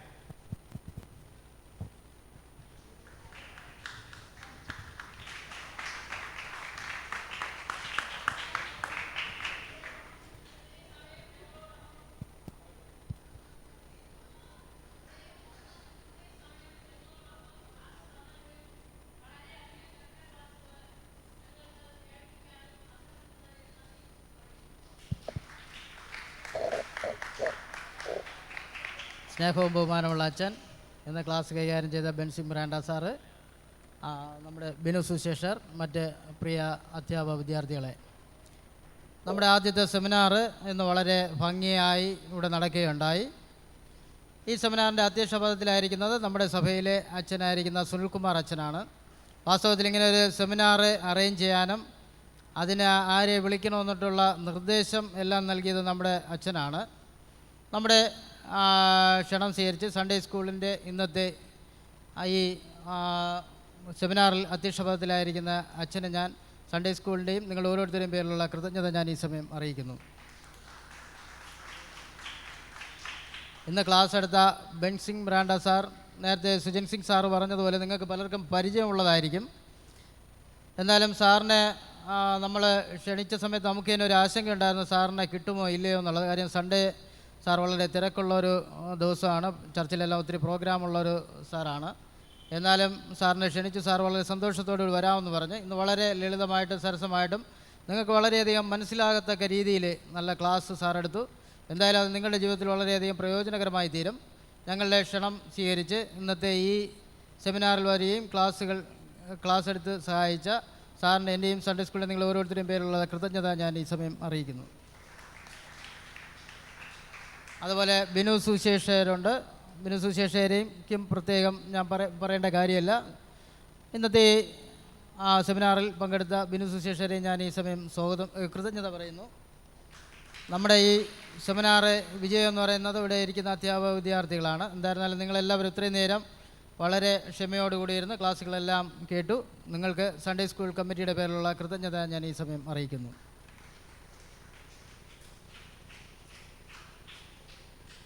നമുക്ക് സമാപന പ്രാർത്ഥനയ്ക്കായിട്ട് എല്ലാവർക്കും എഴുന്നേറ്റ് നിൽക്കാം. ഇതുവരെയും വളരെ സന്തോഷത്തോടുകൂടെ ഈ ക്ലാസ്സുകളിൽ പങ്കെടുത്ത നിങ്ങളെല്ലാവരെയും പ്രത്യേകം അഭിനന്ദനം അറിയിക്കുന്നു. പ്രത്യേകിച്ച് ഏറ്റവും വിഹിതമായ നിലയിൽ ക്ലാസ് നേതൃത്വം നൽകിയ പ്രിയമുള്ള സാറിനോടുള്ള നന്ദിയും ഒരിക്കൽ കൂടെ അറിയിക്കുന്നു. പ്രാർത്ഥിക്കാം. ഞങ്ങളെ ഏറ്റവും അതിവാത്സല്യമായി സ്നേഹിക്കുന്ന വാഴ്ത്തപ്പെട്ട കർത്താവേ, പൈതങ്ങൾക്കും അധ്യാപകർക്കും രക്ഷകർത്താക്കൾക്കും ഒരുമിച്ച് കൂടി വരുന്നതിനും ജീവിതത്തിൻ്റെ വിജയത്തെക്കുറിച്ച് പഠിക്കുന്നതിനും അവിടെ നൽകിയ അനുഗ്രഹീതമായ സന്ദർഭത്തിനായി നന്ദിയോടുകൂടെ ഞങ്ങൾ അങ്ങേ സ്തുതിക്കുകയും മഹത്വപ്പെടുത്തുകയും ചെയ്യുന്നു. കർത്താവെ, പൈതങ്ങളുടെ സ്വഭാവ രൂപീകരണ സംബന്ധമായും പരീക്ഷയ്ക്ക് വേണ്ടി വിജയത്തിലെത്തുവാൻ എങ്ങനെ അധ്വാനിക്കാമെന്നതിനെ സംബന്ധിച്ചുമെല്ലാം ഈ പകൽക്കാലം പഠിക്കുന്നതിന് ദൈവം കൃപ ചെയ്തുവല്ലോ.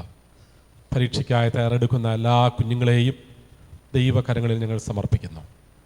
യഹോവയല്ലോ ജ്ഞാനം നൽകുന്നത് എന്ന് തിരുവെഴുത്ത് ഞങ്ങളെ പഠിപ്പിക്കുന്നല്ലോ. ദൈവത്തിൽ ആശ്രയിച്ചുകൊണ്ട് പ്രാർത്ഥനയോടുകൂടെ പഠിക്കുവാൻ എല്ലാ മക്കളെയും കർത്താവ് സഹായിക്കണമേ. പ്രത്യേകിച്ച് 10ാം ക്ലാസ്സിലും +2-ലും പരീക്ഷയ്ക്ക് വേണ്ടി ഒരുങ്ങുന്ന മക്കളെയും എൻട്രൻസ് പരീക്ഷകൾക്ക് വേണ്ടി തയ്യാറെടുക്കുന്ന മക്കളെയും ഞങ്ങൾ പ്രത്യേകം ഓർക്കുന്നു.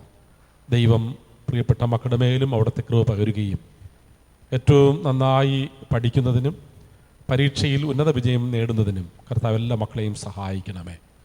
ഈ കുഞ്ഞുങ്ങളെ പഠിപ്പിക്കുന്ന അധ്യാപകരെ ഞങ്ങൾ ഓർക്കുകയും ദൈവത്തിന് സ്തോത്രം ചെയ്യുകയും ചെയ്യുന്നു. സൺഡേ സ്കൂൾ അധ്യാപകർക്ക് വേണ്ടി ഞങ്ങൾ പ്രത്യേകം പ്രാർത്ഥിക്കുന്നു. വിശേഷാൽ കർത്താവെ, ഈ കുഞ്ഞുങ്ങളുടെ രക്ഷകർത്താക്കളെ, ഭവന അന്തരീക്ഷത്തെ എല്ലാം ദൈവകരങ്ങൾ സമർപ്പിക്കട്ടെ. ഏറ്റവും അനുഗ്രഹിക്കപ്പെട്ട നിലയിൽ ആത്മീയ ജ്ഞാനവും അതുപോലെ തന്നെ വിദ്യാഭ്യാസവുമായുള്ള ബന്ധത്തിലുള്ള പരിജ്ഞാനവും പ്രാപിച്ച് ഈ മക്കളെല്ലാവരും വളരുവാൻ കർത്താവ് സഹായിക്കണമേ. ഈ ദിവസം ഞങ്ങൾക്ക് ക്ലാസ്സിന് നേതൃത്വം നൽകിയ പ്രിയമുള്ള സാറിന് വേണ്ടി പ്രാർത്ഥിക്കുന്നു. അങ്ങയുടെ ദാസൻ്റെ എല്ലാ പ്രവർത്തന മേഖലകളിലും കർത്താവിൻ്റെ കൃപ കൂടെയിരിക്കണമേ. അനേകരെ ദൈവത്തിങ്കിലേക്ക് നയിക്കുവാനും അനേകർക്ക് ജ്ഞാനം ഉപദേശിച്ചു കൊടുക്കുവാനും അങ്ങയുടെ ദാസൻ്റെ സേവനങ്ങളിലൂടെ ദൈവം സഹായിക്കണമെന്ന് പ്രാർത്ഥിക്കുന്നു. യാത്രയിൽ ദൈവത്തിൻ്റെ കൃപയും സാന്നിധ്യവും പകരണമേ. പ്രിയമുള്ള സുവിശേഷകർക്കായി സ്തോത്രം ചെയ്യുന്നു, അനുഗ്രഹിക്കണമേ. ഞങ്ങളുടെ സൺഡേ സ്കൂൾ സെക്രട്ടറിക്കായി പ്രാർത്ഥിക്കുന്നു. സൺഡേ സ്കൂൾ കമ്മിറ്റിക്ക് വേണ്ടി പ്രാർത്ഥിക്കുന്നു. ഇപ്രകാരം ഒരു സെമിനാർ സംഘടിപ്പിക്കുവാൻ അവിടുത്തെ മക്കളിലൂടെ ദൈവം കൃപ ചെയ്തതുകൊണ്ട് സ്തോത്രം. അടിയങ്ങളിപ്പോൾ ഭവനങ്ങളിലേക്ക് മടങ്ങട്ടെ. യാത്രയിൽ കൂടെ ഇരിക്കണമേ. യേശുവിൻ നാമത്തിൽ പ്രാർത്ഥന കേൾക്കണം സ്വർഗീയ പിതാവേ, ആമേൻ. പിതാപുത്ര പരിശുദ്ധാത്മാവാം ത്രിയേക ദൈവത്തിൻ്റെ കൃപയും അനുഗ്രഹങ്ങളും നമ്മുടെ ഏവരോടും ഇന്നും എന്നേക്കും ഇരിക്കുമാറാകട്ടെ. ആമേൻ.